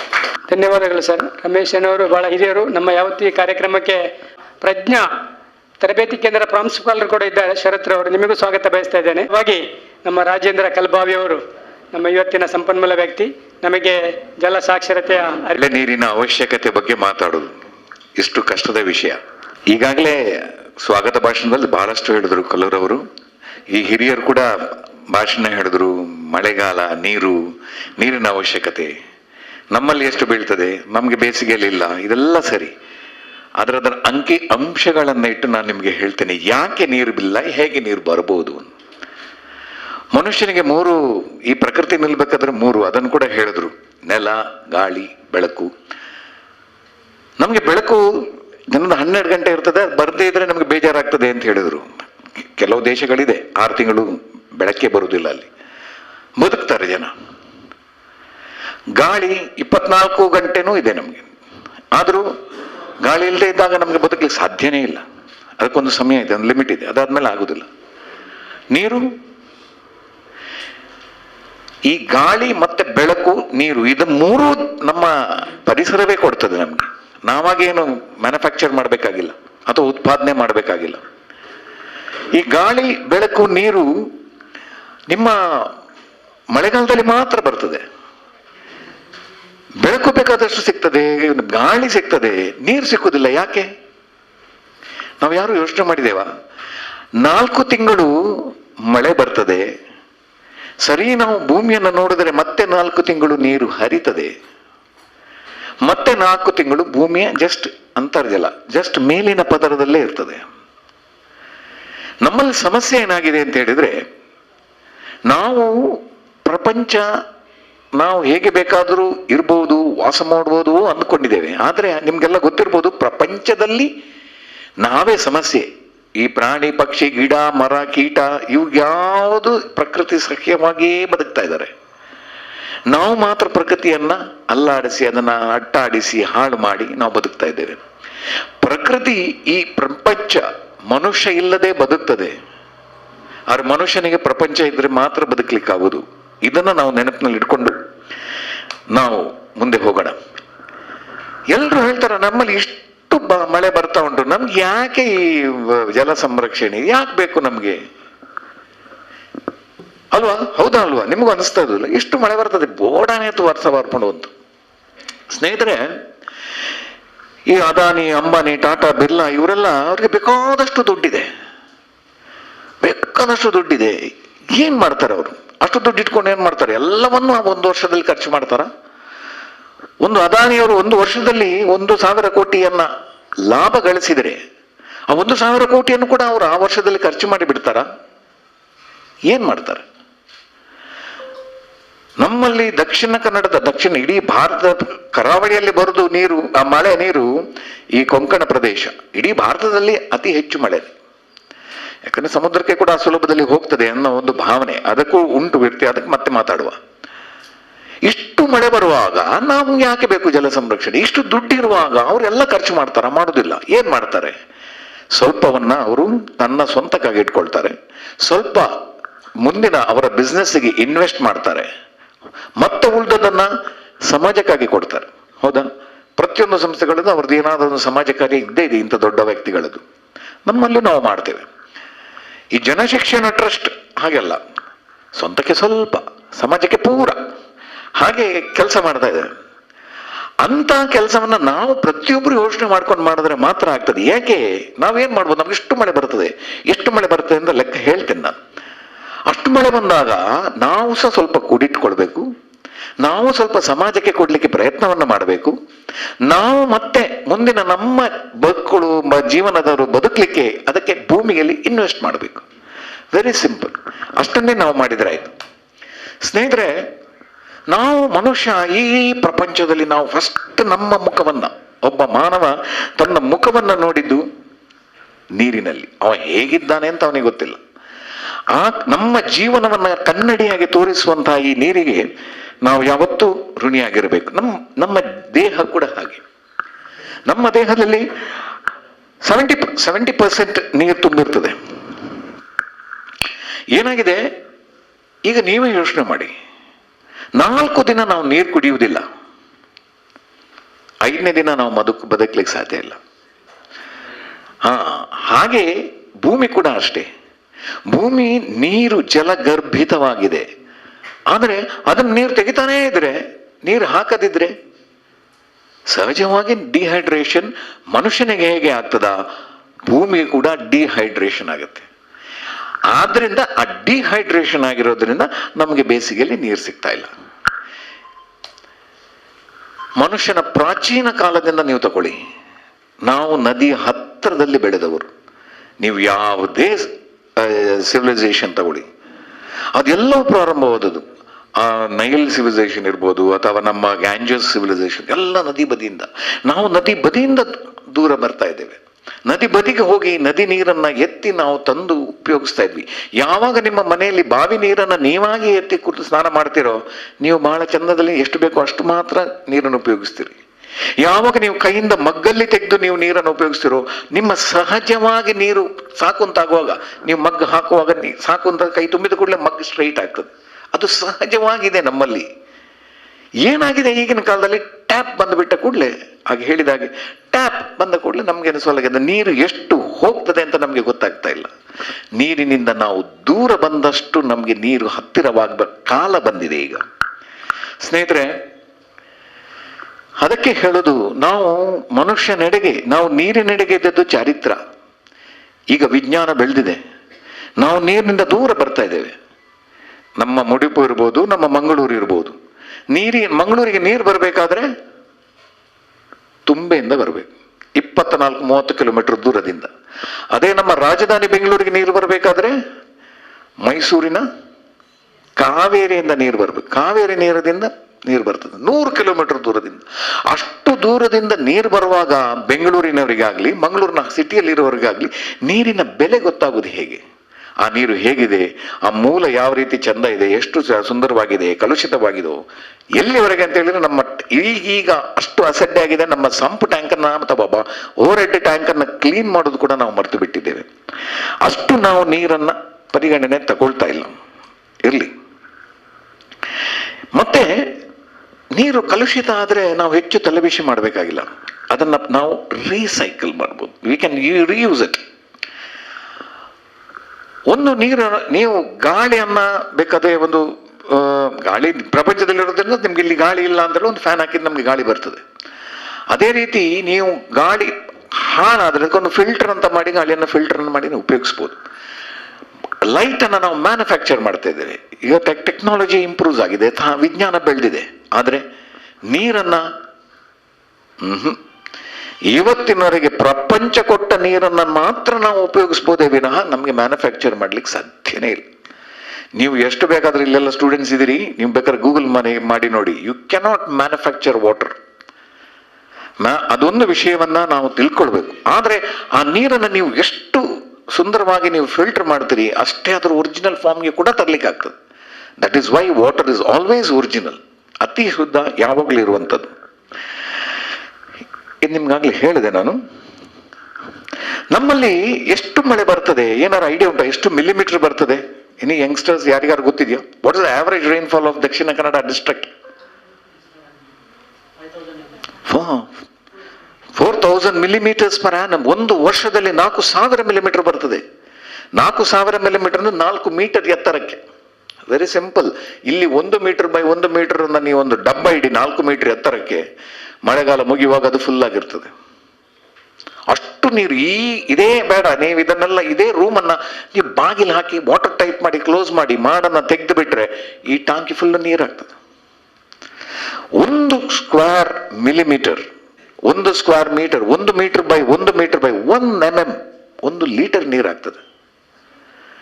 ಅದೇ ನಿಮ್ಮ ಮನೆ, ನೀವು ಯಾರದೇ ಮನೆ ತಗೊಳ್ಳಿ, ಎಷ್ಟು ಸಣ್ಣ ಮನೆ ಆದ್ರೆ ಸಹ ಒಂದು 500-600 ಚದರ ಅಡಿ ಮಾಡಿದ್ದೇ ಇರ್ತದೆ. 500 ಚದರ ಅಡಿ ಮಾಡಿನಲ್ಲಿ ಒಂದು ಸಣ್ಣ ಟೈಲ್ ರೂಫ್ ಇರ್ಬೋದು, ಫ್ಲಾಟ್ ರೂಫ್ ಇರ್ಬೋದು. 500 ಚದರ ಅಡಿ ಅಂತ ಹೇಳಿದ್ರೆ ಸಾಧಾರಣ 50 ಸ್ಕ್ವೇರ್ ಮೀಟರ್ಸ್ ಆಯ್ತು. 50 square metre into 4000 millimeter. 1 mm ಅಲ್ಲಿ ನಿಮಗೆ 1 ಲೀಟರ್ ಸಿಗ್ತಾ ಹೋಗ್ತದೆ.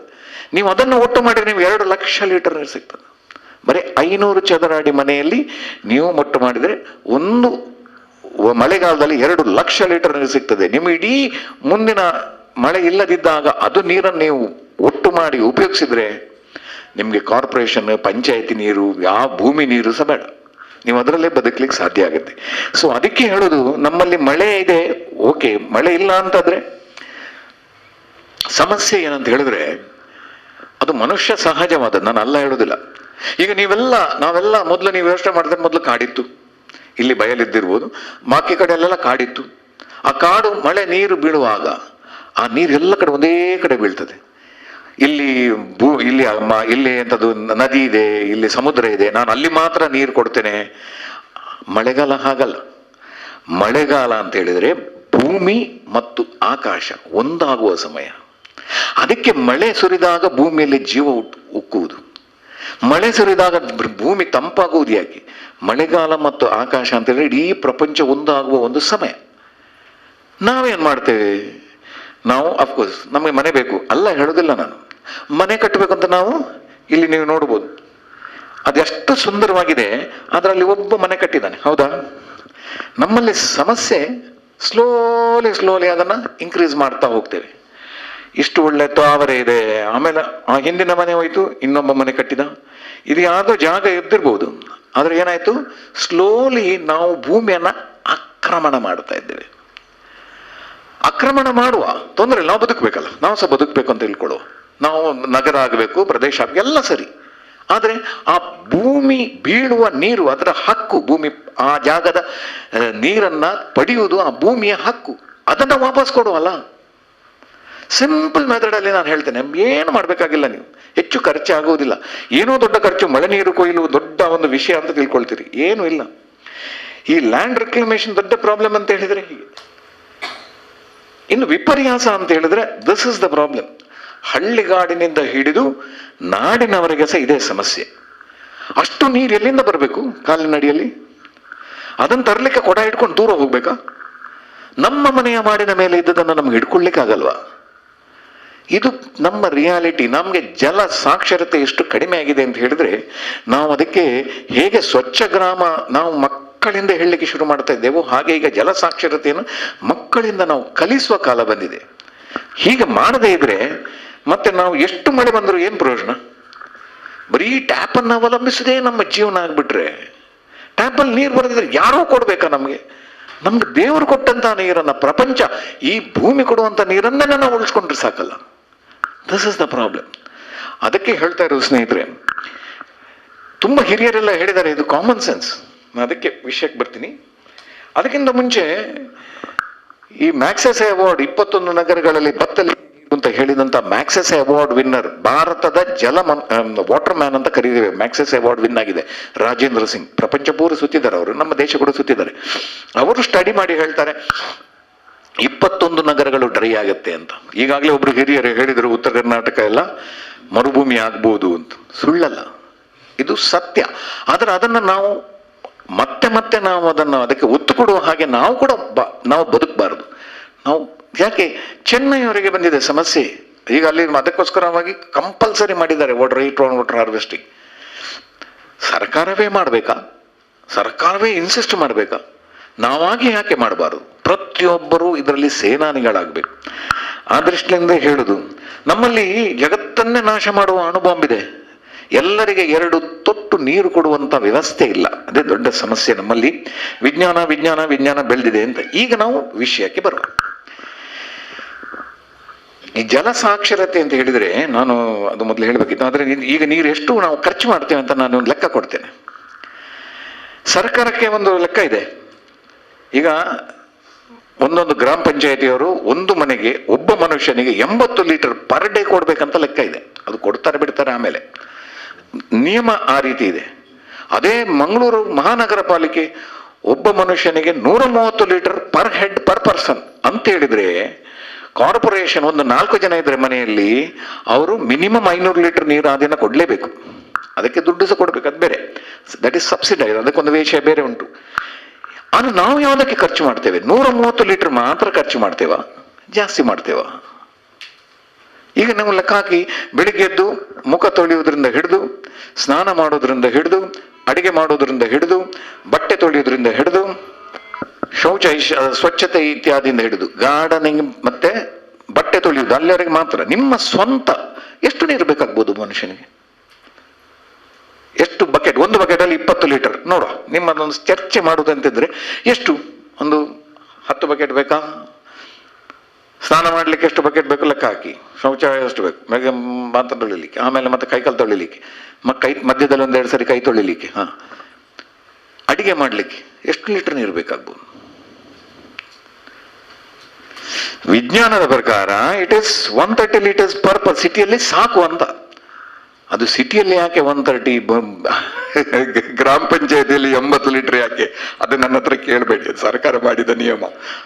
ಗ್ರಾಮದಲ್ಲಿದ್ದವರು ಅವರಿಗೆ ನೀರು ಕೊಡಬಾರದು ಅಂತ ಏನಿದೆ? ಅವ್ರು 40 ಲೀಟರ್ ಕಮ್ಮಿ ಉಪಯೋಗಿಸ್ಬೇಕಂತ ಯಾವ ರೂಲ್ ಇದೆ ಗೊತ್ತಿಲ್ಲ. ಏನಿವೆ ಇರ್ಲಿ, ಆದ್ರೆ ಸ್ಟಡಿ ಮಾಡಿದರೆ, ಮಾಡ್ಲಿಲ್ಲ ಅಂತಿಲ್ಲ. ಸ್ಟಡಿ ಪ್ರಕಾರ ವಿ ಆರ್ ಯೂಸಿಂಗ್ ಡಬಲ್. ಅದು ಗ್ರಾಮ ಪಂಚಾಯತಿ ಇರ್ಬೋದು, ನಗರ ಪಂಚಾಯತಿ ಇರ್ಬೋದು, ಕಾರ್ಪೊರೇಷನ್ ಇರ್ಬೋದು. ಸ್ಟಡಿ ಮಾಡಿ ಹೇಳಿದ್ರೆ ವಿ ಆರ್ ಯೂಸಿಂಗ್ ಸಾಧಾರಣ 250 ಲೀಟರ್ ವರೆಗೆ ಯೂಸ್ ಮಾಡ್ತಾ ಇದ್ದೇವೆ. ಯಾಕೆ? ಕಾರ್ಪೊರೇಷನ್ ಕೊಡ್ತಾ ಉಂಟು ತಿಳ್ಕೊಳ್ಳುವ, ಪಂಚಾಯತಿಯವರು 80 ಲೀಟರ್ ಕೊಡ್ತಾರೆ ಅಂತ ತಿಳ್ಕೊಳ್ಳುವ. ಆಮೇಲೆ ನೀವು ಸುಮ್ಮನೆ ಇರುವುದಿಲ್ಲ, ನಿಮ್ಗೆ ನೀರು ಸಾಕಾಗುದಿಲ್ಲ, ನೀರು ಹೋಗ್ತಾ ಇರ್ತದೆ ಟ್ಯಾಪಲ್ಲಿ ಅಂತ ಅಂದ್ಬಿಟ್ಟು ನೀವು ಬಾವಿಯಿಂದ ಎತ್ತುತ್ತೀರಿ. ಎಷ್ಟು ಎತ್ತುತ್ತೀರಿ ನಿಮ್ಗೆ ಗೊತ್ತಿಲ್ಲ. ಎಲ್ಲರೂ ಸ್ವಲ್ಪ ತಿರುಗ್ಲಿಕ್ಕೆ ಬಾರಿಕೆ ಆಗ್ತದೆ, 1 ಬಾಟ್ಲ್ ನೀರು 2 ಬಾಟ್ಲ್ ನೀರು ತಗೊಳ್ತೀರಿ, ಗೊತ್ತಾಗುದಿಲ್ಲ. ಬೋರ್ವೆಲ್ ಕೊರಿಸಿದವರಿಗೆ ಅಂತೂ ಪಂಪ್ ಆನ್ ಮಾಡಿದ್ರೆ 5 HP ಪಂಪ್, ಎಷ್ಟು ನೀರು ಬರ್ತದೆ ನಮ್ಗೆ ಲೆಕ್ಕ ಇಲ್ಲ. ಆಮೇಲೆ ಮಳೆ ನೀರಿಲ್ಲ ಅಂತ ಹೇಳಿದ್ರೆ ಮತ್ತೆ ಟ್ಯಾಂಕರ್ನವ್ರು ಬೇರೆ.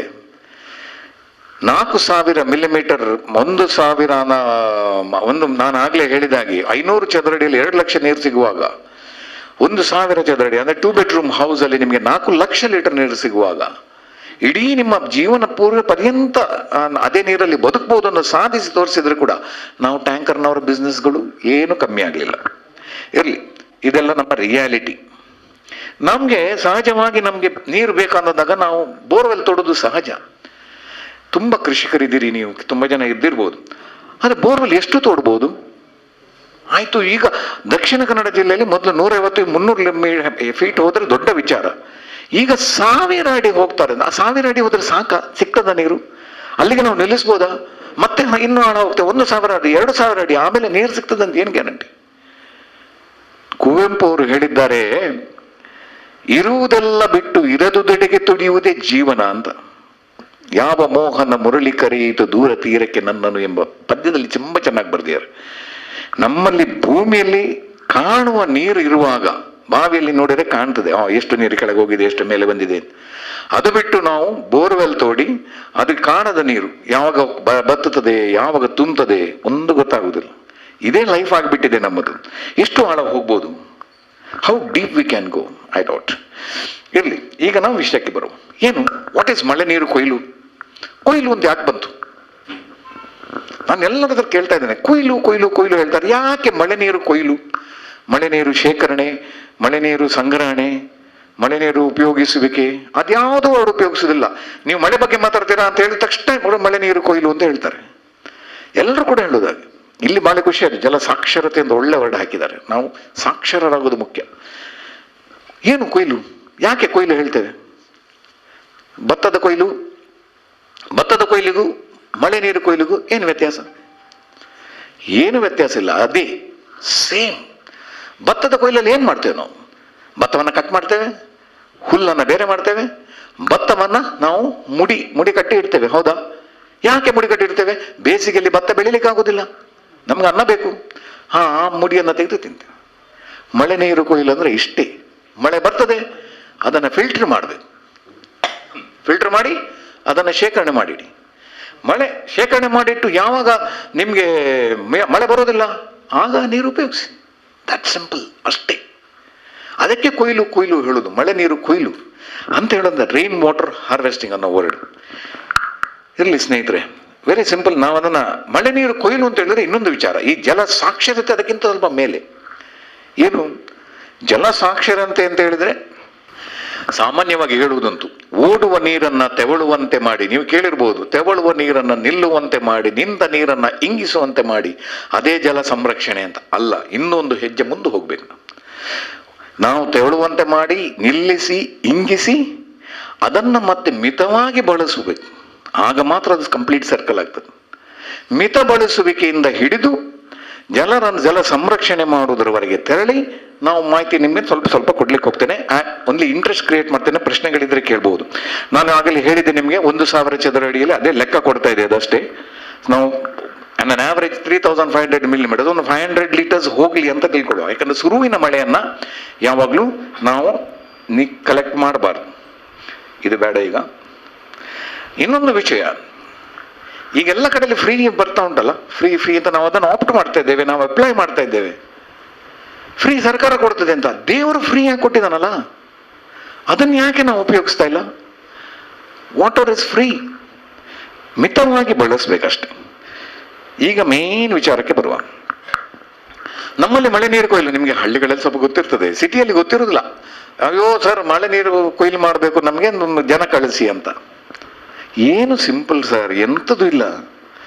ನೋಡಿ, ಇಲ್ಲೊಂದು ಪೈಪ್ಲೈಟ್ ಉಂಟು, ಅಲ್ಲೊಂದು ಪೈಪ್ಲೈಟ್ ಉಂಟು, ಅಲ್ಲೊಂದು ಔಟ್ಲೆಟ್ ಉಂಟು, ಅಲ್ಲೊಂದು ಔಟ್ಲೆಟ್ ಉಂಟು, ಮತ್ತೆ ಮಧ್ಯದಲ್ಲಿ ಇದ್ರೆ ಕೂಡ ಎಲ್ಲವನ್ನ ಲಿಂಕ್ ಮಾಡ್ಬೇಕಷ್ಟೇ. ನೀವು ಆ ಪೈಪನ್ನು ಕೆಳಗೆವರೆಗೆ ಬಿಟ್ಟಿದ್ದಾರೆ ಎಲ್ಲರೂ. ಈಗೆಲ್ಲ ಬಿಡ್ತಾರೆ, ಮೊದಲೆಲ್ಲ ಮೇಲಿಂದ ನೀರು ಬಿಡ್ತಾ ಇದ್ರು, ಈಗೆಲ್ಲ ಕೆಳಗೆ ನೆಲದವರೆಗೆ ಬಿಡ್ತಾರೆ. ಆ ನೆಲದ ಬಿಟ್ಟನ್ನು ಪೈಪನ್ನೇ ಕಟ್ ಮಾಡಿ ಅದನ್ನು ವಾಪಸ್ ನೋಡಿ, ಅಲ್ಲಿ ಕಲ್ಲರ್ ಕಾಣ್ತದೆ ನಿಮಗೆ, ಅದೆಲ್ಲ ನೆಲದಲ್ಲಿ ವರ್ಟಿಕಲ್ ಆಗಿದ್ದ ಪೈಪ್ಗಳು, ನೆಲಕ್ಕೆ ನೀರು ಬೀಳ್ತಾ ಇತ್ತು. ಅದನ್ನು ನಾವು ತೆಗೆದು ನೋಡಿ, ಇದು ಸಹ ಬ್ರೌನ್ ಉಂಟು, ಇದು ಹೊಸ ಪೈಪು, ಇದು ಹಳೆ ಪೈಪು. ಅಲ್ಲಿ ಕೂಡ ಹಾಗೆ, ಅದು ಹಳೆ ಪೈಪು, ಮತ್ತೆ ಸ್ವಲ್ಪ ಹೊಸ ಪೈಪ್ ಹಾಕಿದ್ದೇವೆ ಅಷ್ಟೇ. ಸೊ ಇದ್ದ ಪೈಪನ್ನೇ ನಾವೆಲ್ಲ ಇಂಟರ್ಲಿಂಕ್, ಒಂದಕ್ಕೊಂದು ಲಿಂಕ್, ಅದನ್ನು ಇದಕ್ಕೆ ಲಿಂಕ್. ಇಲ್ಲಿ ಬಾವಿ ಇದೆ, ಈ ಕಡೆಯಲ್ಲಿ ಬಾವಿ ಇದೆ, ಇದು ಮಧ್ಯದಲ್ಲಿ ಶೀಟ್ ರೂಫ್ ಇದೆ, ಇಲ್ಲಿ ಮಧ್ಯದಲ್ಲಿ ಇದು ಶೀಟ್ ಅಲ್ಲ ಟೈಲ್ ರೂಫ್ ಇದ್ರೆ ಕೂಡ, ಹಂಚಿನ ಮಾಡಿದ್ರೆ ಕೂಡ ಅದನ್ನು ಕನೆಕ್ಟ್ ಮಾಡಿ. ಇಲ್ಲಿ ಸ್ಲ್ಯಾಬ್ ನೀರಿದೆ, ಆ ಸ್ಲ್ಯಾಬಿನ ನೀರನ್ನು ಕೂಡ ದಾರಿಯಲ್ಲಿ ಮಧ್ಯದಿಂದ ಇಲ್ಲಿಂದ ಸೀದಾ ತಂದು ಇಲ್ಲಿಗೆ ಕನೆಕ್ಟ್ ಮಾಡಿ. ಇಲ್ಲಿ ಬಾವಿ ಇದೆ, ಬಾವಿಯಲ್ಲಿ ಸೀದಾ ಕೆಳಗೆ ನೆಲಕ್ಕೆ ಹೋಗ್ಲಿಕ್ಕೆ ಬಿಡಿ. ಶುರುವಿನ ಮಳೆ ನೆಲಕ್ಕೆ ಹೋಗ್ಲಿ. That is called as first rain separator, ಮೊದಲ ಮಳೆಯ ವಿಭಾಜಕ. ಯಾಕೆ? ಮಾಡಿನಲ್ಲಿ ಕಸ ಇರ್ತದೆ, ಅಥವಾ ಏನಾದ್ರು ಹುಳ ಬಿದ್ದಿರ್ಬೋದು, ಎಲೆ ಬಿದ್ದಿರ್ಬೋದು, ಹಕ್ಕಿಗಳೇನಾದ್ರು ಮಾಡಿರ್ಬೋದು, ಅದೆಲ್ಲ ತೊಳ್ಕೊಂಡು ಹೋಗ್ತದೆ. ಮತ್ತೆ ನಮ್ಮ ಮಳೆ ಉಂಟಲ್ಲ, ಸೂಪರ್. ಒಂದ್ಸರಿ ಬರ್ರ ಶುರು ಅಂಡ ಕಂಟಿನ್ಯೂಸ್, ಅದು ಮತ್ತೆ ಎಂತ ಇಲ್ಲ. ಅದರಲ್ಲಿ ನಿಮ್ಗೆ ಒಂದು ಮಳೆಗೆ ಆ ರಭಸಕ್ಕೆ ಎಲ್ಲ ಕ್ಲೀನ್. ಮತ್ತೆ ನೀವು ಟಕ್ಕ ಆ ಪೈಪನ್ನು ಬಂದ್ ಮಾಡ್ಬೇಕು, ಅದ್ರ ಮೇಲೊಂದು ಸಣ್ಣ ಫಿಲ್ಟರ್ ಇಡಬೇಕು. ಯಾವ ಫಿಲ್ಟರ್ ಕೂಡ ಇಡ್ಬೋದು, ದೊಡ್ಡ ವಿಷಯ ಅಲ್ಲ. ಆ ಫಿಲ್ಟರ್ ಇಟ್ಟು ಇಲ್ಲಿ ನೋಡಿ, ಈ ಮಳೆ ಬರ್ತದೆ ನೀರು, ಅದು ಸೀದಾ ಹೋಗ್ಲಿಕ್ಕೆ ಅವಕಾಶ ಮಾಡಿ ಕೊಡಬೇಕು, ಸೀದಾ ಹೋಗ್ಲಿಕ್ಕೆ. ಇಲ್ಲಿ ಮಾಡಿನ ಮೇಲೆ ಎಲ್ಲ ಆಗಿ ಬಂದಿದೆ, ಎಲ್ಲ ಆಗಿ ಸೀದಾ ಇದೊಂದು ನಾಬ್ ಅಷ್ಟೇ, ಒಂದು ಸಣ್ಣ ಕವರ್, ಅದನ್ನು ತೆಗೆದ್ರೆ ಎಲ್ಲ ನೀರು ನೆಲಕ್ಕೆ ಹೋಗ್ತದೆ. ಅದನ್ನು ಮುಚ್ಚಿದ್ರೆ ಆಯ್ತು. ಇಲ್ಲಿ ಟ್ಯಾಪ್ ಬಂದ್ ಮಾಡಿದ್ರೆ ಆಯ್ತು. ಆಗ ನೀರೆಂತ ಆಗ್ತದೆ, ಇಲ್ಲಿ ಮೇಲೆ ಹೋಗ್ತದೆ, ಮೇಲೆ ಏರಿ ಇಲ್ಲಿ ಫಿಲ್ಟರ್ ಆಗ್ತದೆ, ಫಿಲ್ಟರ್ ಆಗಿ ಬಾವಿಗೆ ಹೋಗ್ತದೆ. ಸಿಂಪಲ್. ಇಲ್ಲಿ ಕೂಡ ಹಾಗೆ, ಇದು ಕೂಡ ಒಂದು ಫಿಲ್ಟರ್. ಇಲ್ಲಿ ಬಂದ್ ಮಾಡಿದ ಕೂಡಲೇ ನೀರು ಬಂದಾಗ್ತದೆ, ಬಂದಾದ ಕೂಡಲೇ ಇಲ್ಲಿ ಮೇಲೆ ಹೇಳ್ತದೆ, ಇಲ್ಲಿ ಫಿಲ್ಟರ್ ಇದೆ, ಫಿಲ್ಟರ್ ಆಗಿ ಬಾವಿಗ, ಟ್ಯಾಂಕಿಗ, ಯಾವುದಕ್ಕೆ ಬೇಕಾದ್ರೆ ಹೋಗ್ತದೆ. ಅದಕ್ಕೆ ಹೇಳುದು ಮೊದಲ ಮಳೆಯ ವಿಭಾಜಕ. ಇನ್ನು ಫಿಲ್ಟರ್, ಎಲ್ಲರೂ ದೊಡ್ಡ ಫಿಲ್ಟರ್ ನಂಗೆ ತುಂಬಾ ಜನ ತಲೆ ತಿಂದವರಿದ್ದಾರೆ. ಸರ್, ಫಿಲ್ಟರ್ ಹಾಕೊಂಡು ಐಕೇದು ಖರ್ಚು ಹಾಕೊಂಡು ಎಷ್ಟದು ಅಂತ. ಇದೆಲ್ಲ ಮನೆ ಮಂದಿ ಹಿರಿಯರು ಮಾಡಿದಂತಾವಿದೆ, ನಾನಾಗಿ ಮಾಡಿದ್ದಲ್ಲ ಇದು, ಅವ್ರಾಗಿ ಮಾಡಿದ್ದು. ಒಂದು ಮನೆಗೆ ಹೋಗಿ ನೋಡ್ತೇನೆ, ಬರೀ ಶೇಡ್ ನೆಟ್ ಕಟ್ಟಿದ್ದಾರೆ. ಸರ್, ಯಾವ ಉಂಡತ್ತೆ? ಇಂಚಿನ ಉಂಡು ಆಯ್ತು ಬರ್ಸೋದು ಅಲ್ಲ, ಬರ್ಪು ಜೊತೆ ಅಂತ. ಎಂತ ಬರ್ತದೆ, ಎಂತ ಬರುವುದಿಲ್ಲ. ಬಂದಿರ್ತಾರೆ ಎಲೆಗೆಲೆಗಳು ಮಾತ್ರ ಬರುದು. ಒಮ್ಮೆ ಜೋರು ಮಳೆ ಬಂದೆ ಬರ್ಲಿಕ್ಕೆ ಏನು ಬರುವುದಿಲ್ಲ. ಇನ್ನೊಂದು ಗಮ್ಮತ್ತುಂಟು, ಆದ್ಮೇಲೆ ಹೇಳ್ತೆ. ಇವ್ರು ನೋಡಿ ಮೇಡಮ್ ಚಹಾ ಕುಡಿಯೋದು ಎಷ್ಟು ಮಂಡೆ ನೋಡಿ. ಮನುಷ್ಯರೇ ಹೆಂಗಸರು ಮನಸ್ಸು ಮಾಡಿದರೆ ಎಷ್ಟು ಒಳ್ಳೆ ಕೆಲಸ ಮಾಡ್ತಾರೆ. ಚಹಾ ಕುಡಿ ಇಟ್ಟಿದ್ದಾರೆ ಮೇಡಮ್, ಸಾಕು ಸರ್ ಎಂತ ಬರುದಿಲ್ಲ ಅಂತ ನಾನು ಹೋಗಿ ನೋಡಿದ್ದವ್ರಿಗೆ. ಆಮೇಲೆ ನಾನೊಂದು ಹೇಳಿದೆ, ಸುರಿನ ಮಳೆ ಒಂದು ಬಿಡಬೇಡಿ, ನಿಮ್ಮ ಬಾವಿ ನೀರು ಹಾಳಾಗ್ತದೆ. ಇಲ್ಲ, ಅದು 2 ವರ್ಷದಿಂದ ಮಾಡ್ತಾ ಇದ್ದೇನೆ, ಏನು ಆಗ್ಲಿಲ್ಲ ಅಂತ ಅವರು. ಅಂದ್ರೆ ಸುರಿನ ಮಳೆ ನಮ್ಮ ಮಾಡಲಿ ಅಂತ ಉಂಟು ಸರ್, ಅಕ್ಕಿದಷ್ಟೇ ಅಲ್ಲ, ಅದು ನೀರು ಮಣ್ಣಿನ.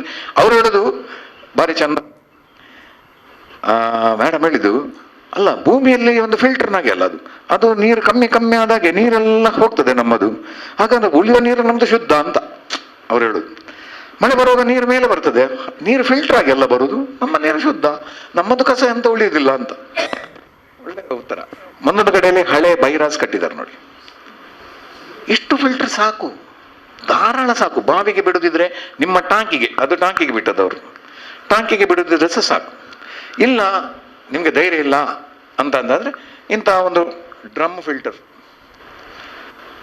ಒಂದು 200 ml, ಒಂದು 100 ಲೀಟರ್ ಆಗ್ಬೋದು, 200 ಲೀಟರ್ಸ್ ಬ್ಯಾರಲ್ ತಗೊಂಡು, ಇದು ನೋಡಿ ಫಸ್ಟ್ ಫ್ಲಶ್, ಸುರಿದ ನೀರು ಮಳೆ ಹೋಗ್ಲಿಕ್ಕೆ ಇದನ್ನು ಬಿಡಬೇಕು ಅಷ್ಟೇ. ಸುರಿನ ಮಳೆ ಹೋಗ್ಲಿಕ್ಕೆ ಬಿಡಿ, ನಾವು ಹೇಳ್ತೇವೆ, ಏನು ತೊಂದರೆ ಇಲ್ಲ. ಆಮೇಲೆ ಅದು ಭೂಮಿ ತಂಪಾಗ್ಲಿಕ್ಕೆ ಸ್ವಲ್ಪ ಹೆಲ್ಪ್ ಆಗ್ತದೆ, ನಿಮ್ಮ ಜಾಲೆಲ್ಲ ಸ್ವಲ್ಪ ಕ್ಲೀನ್ ಆಗ್ತದೆ. ಆಮೇಲೆ ನೀರು ಕಲೆಕ್ಟ್ ಆದಂದ್ರೆ ಇಲ್ಲಿ ಬರ್ತದೆ, ಇಲ್ಲಿ ಆಗಿ ಅದು ಸೀದಾ ಅವರ ಸಂಪ್ ಟ್ಯಾಂಕಿಗೆ ಹೋಗಿದೆ. ಇದು ಫ್ಲಾಟ್ ಅಲ್ಲಿ ಮಾಡಿದ್ದು, ಸಂಪ್ ಟ್ಯಾಂಕಿಗೆ ಮಾಡಿದ್ದು. ಒಂದು ಫ್ಲ್ಯಾಟಿಗೆ ಹೋಗಿದ್ದೇನೆ, ದೊಡ್ಡ ಫ್ಲ್ಯಾಟ್, ಒಂದು ಸಾಧಾರಣ 50-100 ಫ್ಲ್ಯಾಟ್ ಇತ್ತು ಅದರಲ್ಲಿ. ಅವರು ಹಾರ್ಟ್ ಆಫ್ ದ ಸಿಟಿ ಇದ್ದಾರೆ. ಸರ್ ನಮಗೆ ಮಳೆ ನೀರು ಕೊಯ್ಲು ಮಾಡಬೇಕು, ನಿಮ್ಮದು ಅದೆಲ್ಲ ಕೇಳಿದ್ದೇನೆ ಬನ್ನಿ ಅಂತ. ನಾನು ಯಾರಿಗೆ ಸಹ ಆಗಬಹುದು, ದಯವಿಟ್ಟು ತಿಳ್ಕೊಳ್ಳಿ, ಯಾರಿಗೆ ಚಾರ್ಜ್ ಮಾಡೋದಿಲ್ಲ, ಎಷ್ಟೇ ದೂರ ಇರಲಿ, ಸುಳ್ಯ, ಪುತ್ತೂರು, ಬೆಳ್ತಂಗಡಿ, ಎಲ್ಲಿ ಹೋದರೂ ಕೂಡ ಚಾರ್ಜ್ ಮಾಡೋದಿಲ್ಲ. ನನ್ನ ಸರ್ವಿಸ್ ಫ್ರೀ, ಬನ್ನಿ ಬನ್ನಿ ಅಂತ ಬನ್ನಿ ಅಂತ ಹೇಳಿದ್ರು. ಹೋದಾಗ ಅವ್ರು ಹೇಳಿದ್ರು, ನಿಮ್ಮ ಚಾರ್ಜ್ ಎಷ್ಟು ಅಂತ. ಚಾರ್ಜ್ ಇಲ್ಲ ಮಾರೇನೆ, ಎಂತ ಪ್ರಾಬ್ಲಮ್ ಹೇಳಿ ಅಂತ.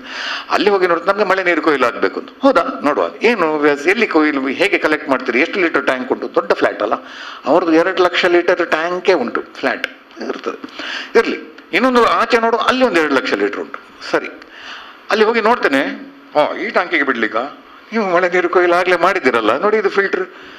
ಹೌದಾ, ಓ ಸರ್, ನಾನು ಮತ್ತೆ ಫಿಲ್ಟರ್ ಓಪನ್ ಮಾಡಿ ನೋಡಿದೆ, ನೋಡಿ ಎಷ್ಟು ಕಸ ಉಂಟು. ನೀವು ವರ್ಷಕ್ಕೊಂದ್ಸರಿ ಫಿಲ್ಟರ್ ಸ್ಟೀಲ್ ಇದ್ದದ್ದು, ಆ ಗೇಜ್ ಸ್ವಲ್ಪ ಕ್ಲೀನ್ ಮಾಡಿದ್ರೆ ಸಾಕು, ನಿಮ್ಗೇನು ಪ್ರಾಬ್ಲಮ್ ಇಲ್ಲ. ಅಲ್ಲ ನಾವು 2 ವರ್ಷದಿಂದ ಮಾಡ್ತಾ ಇದ್ದೇವೆ ಅಂತ. ಹಾಗಾದ್ರೆ ಮತ್ತೆ ಇನ್ನೇನಕ್ಕೆ ನೀವು ಅದನ್ನು ಕ್ಲೀನ್ ಮಾಡಿ ಅಷ್ಟೇ ಸಾಕು, ಮತ್ತೇನು ಬೇಡ.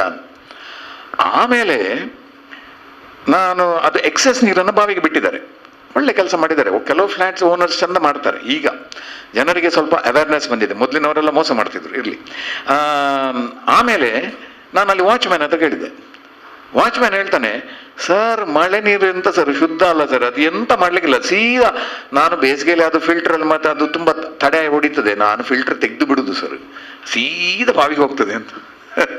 ಹಾಗೆ ಫಿಲ್ಟರ್ ಮಾಡದೆ ಬಾವಿಗೆ ಬಿಟ್ಟು ಆದ್ರೂ ಸಹ ಏನಾಗುತ್ತೆ. ನಮ್ಮ ಮನೆಯಲ್ಲಿ ಕೂಡ ನಾನು ಮಾಡಿ ನೋಡಿದ್ದೇನೆ, ನಮ್ಮ ಮನೆಯದು ಫೋಟೋ ತೋರಿಸ್ತೇನೆ. ಇಷ್ಟೆಲ್ಲ ಫಿಲ್ಟರ್ಗಳು ಸಿಗ್ತದೆ ನಿಮಗೆ.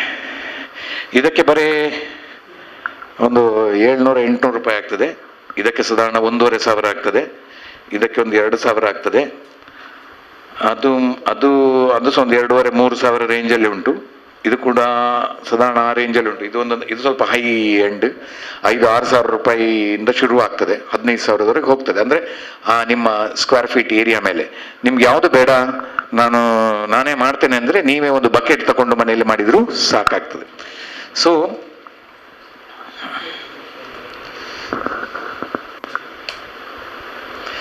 ಇದು ನಮ್ಮ ಆಫೀಸ್ನಲ್ಲಿ ಮಾಡಿದ್ದೀವಿ. ಮಳೆ ನೀರು ಕಲೆಕ್ಟ್ ಮಾಡ್ತೇವೆ, ಕಲೆಕ್ಟ್ ಮಾಡಿ ಎಕ್ಸಸ್ ಆದದನ್ನು ಇಂಗುಗುಂಡಿ. ಈಗ ಇಂಗುಗುಂಡಿ ವಿಚಾರ ಬರುವ.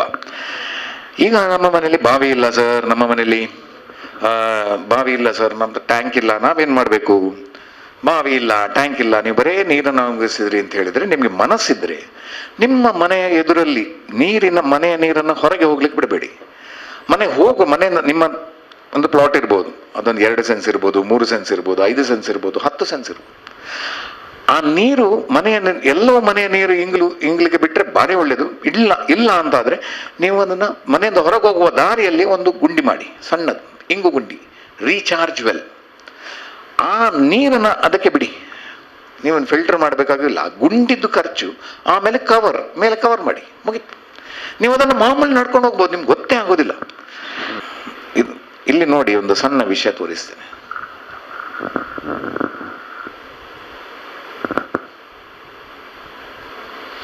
ನಾವೊಂದು ಸಣ್ಣ ಬಿಲ್ಡಿಂಗ್, ಅಂಗನವಾಡಿ ಬಿಲ್ಡಿಂಗ್ ಹೆಂಗ್ ಮಾಡಿದ್ದು, ಅಷ್ಟು ನೀರು ಬೀಳ್ತಾ ಉಂಟು ಮಾರ್ರೆ. ಅದು ನೀರು ಓವರ್ಫ್ಲೋ ಆಗೋದಿಲ್ಲ, ಭೂಮಿ ಅಲ್ಕೊಳ್ತಾ ಇರ್ತದೆ. ಅದಕ್ಕೆ ಒಳ್ಳೆ ನಿಧಾನ ಮಳೆ ಬಂದರೆ ನಮಗೆ ಬೆನಿಫಿಟ್ ಅಂತ ಹೇಳೋದು ಅದಕ್ಕೆ. ನೀರು ನಿಧಾನಕ್ಕೆ ಹೇಳ್ಕೊಳ್ತದೆ. ಇದು ನನ್ನ ಮನೆಯಲ್ಲಿ ಮಾಡಿದಂಥ ವಿಚಾರ. ನಾನು ಬಾವಿ ನೀರನ್ನೇ ಕುಡಿಯುವುದು. ನಾನು ಬಾವಿ ನೀರನ್ನು ಯಾವುದೇ ರೀತಿ ಫಿಲ್ಟರ್ ಮಾಡೋದಿಲ್ಲ, ಮತ್ತೆ ಬಿಸಿ ಮಾಡೋದಿಲ್ಲ, ಹಾಗೆ ಕುಡಿತೇನೆ, ಏನು ಪ್ರಾಬ್ಲಮ್ ಇಲ್ಲ. ಸೊ ಬಾವಿ ನೀರಲ್ಲೇ ಸ್ನಾನ ಮಾಡ್ತೇವೆ, ಬಿಸಿ ನೀರನ್ನು ಮಾಡೋದಿಲ್ಲ. ಅಂದರೆ ಈ ಒಂದು ವಿಚಾರ ನೋಡಿ, ಅಲ್ಲಿ ನೀರು ಹೊರಗೆ ಹೋಗ್ತಾ ಇತ್ತು, ಅಲ್ಲಿ ಒಂದು ತಡೆ ಒಡ್ಡಿ ಒಂದು ಇಂಗುಗುಂಡಿ, ಹೆಚ್ಚು ಖರ್ಚಿಲ್ಲ ಇಂಗುಗುಂಡಿಗೆ. ಈ ಇಂಗುಗುಂಡಿಗೆ ಸಾಧಾರಣ ನಾವು ಒಂದು 5-6 ಫೀಟ್ ಆಳ ಮಾಡಿದ್ದೇನೆ ಅಷ್ಟೇ. ಒಂದು 4 ಫೀಟ್ ಅಗಲ ಇದೆ. ಸುತ್ತ ಅದು ತೆಗ್ದದ ಗುಂಡಿ ತೆಗ್ದದಕ್ಕೆ ಕಲ್ಲು ಜಲ್ಲಿ ಎಲ್ಲ ಹಾಕಿದ್ದೇನೆ, ಮಣ್ಣು ಹಾಕಲಿಲ್ಲ. ಮಣ್ಣು ಹಾಕಿದ್ರೆ ನೀರು ಕಡಿಮೆ ಆಗ್ತದೆ. ಅದು ವೇಸ್ಟ್ ಕಲ್ಲು ತುಂಡು ಎಲ್ಲ ಹಾಕಿ ಅದು ಖಾಲಿ, ಆ ಗುಂಡಿ ಖಾಲಿ ಇಂಗುಂಡಿ. ಅದು ಮುಚ್ಚಿದ್ದಾರೆ ಆಕ್ಚುಲಿ. ಅದಕ್ಕೆ ಮುಚ್ಚಿ ಅದರ ಪಕ್ಕದಲ್ಲಿ ನಾವೀಗ ಗಾರ್ಡನ್ ಮಾಡಿ ನಾವೀಗ ಡೈಲಿ ಉಪಯೋಗಿಸ್ತಾ ಇದ್ದೇವೆ. ಅದರದ್ದು ಫೋಟೋ ಇತ್ತು, ಅದು ಮಿಸ್ ಆಗಿದೆ ಇದರಲ್ಲಿ. ಎನಿವೆ, ಇದು ನಮ್ಮ ಆಫೀಸ್ನಲ್ಲಿ ಬರೀ ಒಂದು 600 ಸ್ಕ್ವೇರ್ ಫೀಟ್ ಇದು ಪಕ್ಕದಲ್ಲಿ ಒಂದು ಮನೆ ಇದೆ, ಅದನ್ನು ನಾವು ಕಟ್ಟಿದ್ದೇವೆ. ಇದು 1 ಲಕ್ಷ ಲೀಟರ್ ನೀರು ಹಿಡಿಯುತ್ತೆ, 1 ಲಕ್ಷ ಲೀಟರ್ ನೀರು. ಈಗ ವಿಷಯಕ್ಕೆ ಬರ್ತೇನೆ. ನಾವು ಇಲ್ಲಿ ನವೆಂಬರ್ವರೆಗೆ ನೀರು ಕಲೆಕ್ಟ್ ಮಾಡ್ತೇವೆ. ಅಕ್ಟೋಬರ್ ದೀಪಾವಳಿವರೆಗೆ ಬರ್ತದೆ. ಆ ದೀಪಾವಳಿ ಸಾಧಾರಣಕ್ಕೆ ನಾವು ಅಷ್ಟು ತಲೆ ಕೆಡಿಸ್ಕೊಳ್ಳಿಲ್ಲ ಆ ನೀರಿಗೆ, ಅದು ನಮಗೆ ಟ್ಯಾಂಕಿ ಫುಲ್ ಆಗಿರ್ತದೆ. ನಾವು ಆಲ್ಮೋಸ್ಟ್ ಅದಕ್ಕಿಂತ ಮುಂಚೆ ನಾವು ಗಣೇಶ ಚೌತಿ ಸಮಯದಲ್ಲಿ ನೀರು ಬಂದ್ ಮಾಡ್ತೇವೆ. ಟ್ಯಾಂಕ್ ಫುಲ್ ಆಗ್ತದೆ 1 lakh litre. November, December, January 3 ತಿಂಗಳು ನಾವು ಸುಮ್ಮನಿದ್ವಿ. ಜಾನ್ವರಿಯಲ್ಲಿ ಎಂಡಲ್ಲಿ ನಾನು ನೀರನ್ನು ತೆಗೆದು KREC ಕೊಟ್ಟೆ ಚೆಕ್ ಮಾಡಲಿಕ್ಕೆ. ಇದು ನೀರು ಒಳ್ಳೆದಿಲ್ಲದೆ ಇರ್ಬೋದು, ಹಾಳಾಗಿರ್ಬೋದು, ಏನಂತ ರಿಪೋರ್ಟ್ ನೋಡಿ ಆಶ್ಚರ್ಯ ಆಯಿತು. ಇಟ್ ಇಸ್ ಪೋರ್ಟೇಬಲ್, ಕುಡಿಬಹುದು ಅಂತ ಬಂತು. ಕೆಲವೊಂದು ಬರ್ತಿದ್ರು ಬೇಕಿದ್ರೆ to be careful, heat water and boil it and drink ಅಂತ. ಅದು ಕುಡಿಬಹುದು, ಮನುಷ್ಯ ಏನು ಸಾಯುವುದಿಲ್ಲ, ಏನು ರೋಗ ರುಜಿನ ಬರೋದಿಲ್ಲ ಅಂತ ಆಯ್ತು. ಮಾರ್ಚ್, ಜನವರಿ ಆಯಿತು, ಫೆಬ್ರವರಿ, ಮಾರ್ಚ್ 2 ತಿಂಗಳು ಮಾಡಿದ್ದೀನಿ. 2 ತಿಂಗಳ ನೀರು ಅಲ್ಲಿ ಕಾಲೇಜ್ ಸ್ಟೂಡೆಂಟ್ಸ್ ಎಲ್ಲ ಬರ್ತಾರೆ, ಅವರಿಗೆಲ್ಲ ಕೊಡುದು ಸ್ವಲ್ಪ ನೀರು ಕುಡೀರಿ ಅಂತ. ಸ್ವಲ್ಪ ಕುಡಿತಾರೆ, ಅದು ಸಹ ಹೆದರಿಕೆಯಲ್ಲಿ ಸಹಜವಾಗಿ. ಆದರೆ ನಾವು ಪ್ರೂವ್ ಮಾಡಿ ತೋರಿಸಿದ್ದೇವೆ. ಆಮೇಲೆ ನಾವು ಕನೆಕ್ಷನ್ ಅನ್ನು ನಮ್ಮ ಫಿಲ್ಟರ್ಗೆ, ನಮ್ಮ ಆಫೀಸಿಗೆ ಕೊಟ್ಟಿದ್ದೇವೆ. ಸೊ ಮಳೆ ನೀರನ್ನ ನೀವು ಗಾಳಿ ಬೆಳಕು ಇಲ್ಲದೆ, ಅದನ್ನ ಗಾಳಿಗೆ ಸ್ವಲ್ಪ ಜಾಗ ಬಿಟ್ಟರೆ ಸಾಕು, ಅದನ್ನು ಶೇಖರಣೆ ಮಾಡಿ ಸೂರ್ಯನ ಕಿರಣ ಹೋಗದೆ ಇದ್ರೆ ಅಲ್ಲಿ ನಿಮಗೆ ಯಾವುದೇ ಆಲ್ಗೆ ಅಥವಾ ಪಾಮಾಜಿ ಏನು ಹಿಡಿಯುವುದಿಲ್ಲ, ನೀರು ಹಾಳಾಗುವುದಿಲ್ಲ. ಇದು ನಾವು ಪ್ರೂವ್ ಮಾಡಿ ಸೈನ್ಸಿಫಿಕಲ್ ತೋರಿಸಿದ್ದೇವೆ. ಅದಕ್ಕೆ ರಾಜಸ್ಥಾನದಲ್ಲಿ ಮನೆಯ ನಮ್ಮ ಚೌಕಟ್ಟಿನ ಒಳಗೆ, ಈಗ ನಿಮ್ದೊಂದು ದೊಡ್ಡ ಹಾಲ್ ಉಂಟು ಅಂತ ತಿಳ್ಕೊಳ್ಳಿ, 15 ಫೀಟ್ ಬೈ 10 ಫೀಟ್ ಇದೊಂದು ಹಾಲ್ ಉಂಟು. ಆ ಹಾಲಿನ ಕಂಪೌಂಡನ್ನು ಫುಲ್ ಕಂಪೌಂಡಲ್ಲಿ ಸರಣೆ ಮಾಡಿ ಅಲ್ಲಿ ಮಣ್ಣು ತುಂಬಿಸದೆ ಅಲ್ಲಿ ನೀರನ್ನು ಗಟ್ಟಿ ಮಾಡಿ ಅಲ್ಲಿ ನೀರು ಶೇಖರಣೆ ಮಾಡ್ತಾ ಇದ್ರು. ಅಲ್ಲಿ ರಾಜಸ್ಥಾನದ ಬಿಸಿಲಿಗೆ ಆ ಭೂಮಿ ಕೂಡ ತಂಪಾಗಿರ್ತದೆ, ಮನೆ ಕೂಡ ತಂಪಾಗಿರ್ತದೆ. ಮನೆಯ ನೆಲವನ್ನು ಯಾವಾಗಲೂ ಸ್ವಚ್ಛ ಇಡಬೇಕು ಅನ್ನೋದೊಂದು ಕಾಳಜಿ ಇರ್ತದೆ, ಯಾಕಂದ್ರೆ ಕೆಳಗೆ ನೀರುಂಟು. ಆ ನೀರನ್ನೇ ಉಪಯೋಗಿಸ್ತಾ ಇದ್ರು. ಅವರು 8 ತಿಂಗಳು ಉಪಯೋಗಿಸಿದ್ದಾರೆ ಅಂತ ನಾನು ರೆಕಾರ್ಡಲ್ಲಿ ಓದಿದ್ದೇನೆ. ಇನ್ನು ನಾವು ಬಳಸುವ ನೀರಿಗಿಂತ ನೀರು ಹೆಚ್ಚು. ನಮ್ಮಲ್ಲೆಲ್ಲ ಇಂಥ ಟ್ಯಾಪ್ ಇದೆ ಸ್ನೇಹಿತರೆ. ಆ ಟ್ಯಾಪ್ಗೆ ಒಂದು ಈಗ ಫಿಲ್ಟರ್ ಅಂತ ಸಿಗ್ತದೆ, ಏರೇಟರ್ ಅಂತ ಸಿಗ್ತದೆ, ಒಂದು ಅರೆಸ್ಟರ್ ಅಂತ ಸಿಗ್ತದೆ. ಅದನ್ನು ಹಾಕೊಳ್ಳಿ, 20-30 ರೂಪಾಯಿ ಖರ್ಚಾಗ್ತದೆ, ಹೆಚ್ಚು ಖರ್ಚಾಗುವುದಿಲ್ಲ. ಎಷ್ಟಂತ ಹೇಳಿದ್ರೆ, ಈಗ ಇದು ಇಂಡಿಯನ್ ಇನ್ಸ್ಟಿಟ್ಯೂಟ್ ಆಫ್ ಸೈನ್ಸ್ ಅವರು ಇದನ್ನು ಆವಿಷ್ಕಾರ ಮಾಡಿದ್ದಾರೆ. ಇದು ಮಾರ್ಕೆಟಿಗೆ ನಂಗೆ ಇನ್ನೂ ಬರಲಿಲ್ಲ. ಇದು 80% ನಿಮ್ಮ ಟ್ಯಾಪಲ್ಲಿ ಎಷ್ಟೇ ನೀರು ಬರಲಿ ಅದರ 80% ನೀರನ್ನು ಕಮ್ಮಿ ಮಾಡ್ತದೆ. ಅಷ್ಟು ನೀರಲ್ಲಿ ನಿಮ್ಮ ಕೆಲಸ ಆಗ್ತದೆ. ನಿಜವಾಗಿ ನಮ್ಗೆ ಅಷ್ಟೇ ನೀರು ಬೇಕಾಗುದು. ನಾವು ಏನು ಮಾಡ್ತೇವೆ, ಟ್ಯಾಪ್ ಆನ್ ಮಾಡಿಬಿಟ್ಟಿದ್ದೇವೆ. ಅದು ಯಾವಾಗಲೂ ಇಂಥ ಟ್ಯಾಪ್ಗಳಿದ್ರೆ ಸ್ವಲ್ಪ ಅರ್ಧ ಓಪನ್ ಮಾಡಿ. ಮತ್ತೊಂದು ನಾವು ಮುಖ್ಯವಾಗಿ ನೋಡಿದ್ದೇವೆ ಅಂತ ಹೇಳಿದ್ರೆ, ಬೆಳಿಗ್ಗೆ ನಾವು ಹೇಳ್ತೇವೆ, ಎದ್ದ ಕೂಡಲೇ ಮುಖ ತೊಳಿತೇವಾ, ಹಲ್ಲು ಉಜ್ತೇವಾ, ಎಲ್ಲರೂ ಉಜ್ತಿರಲ್ಲ.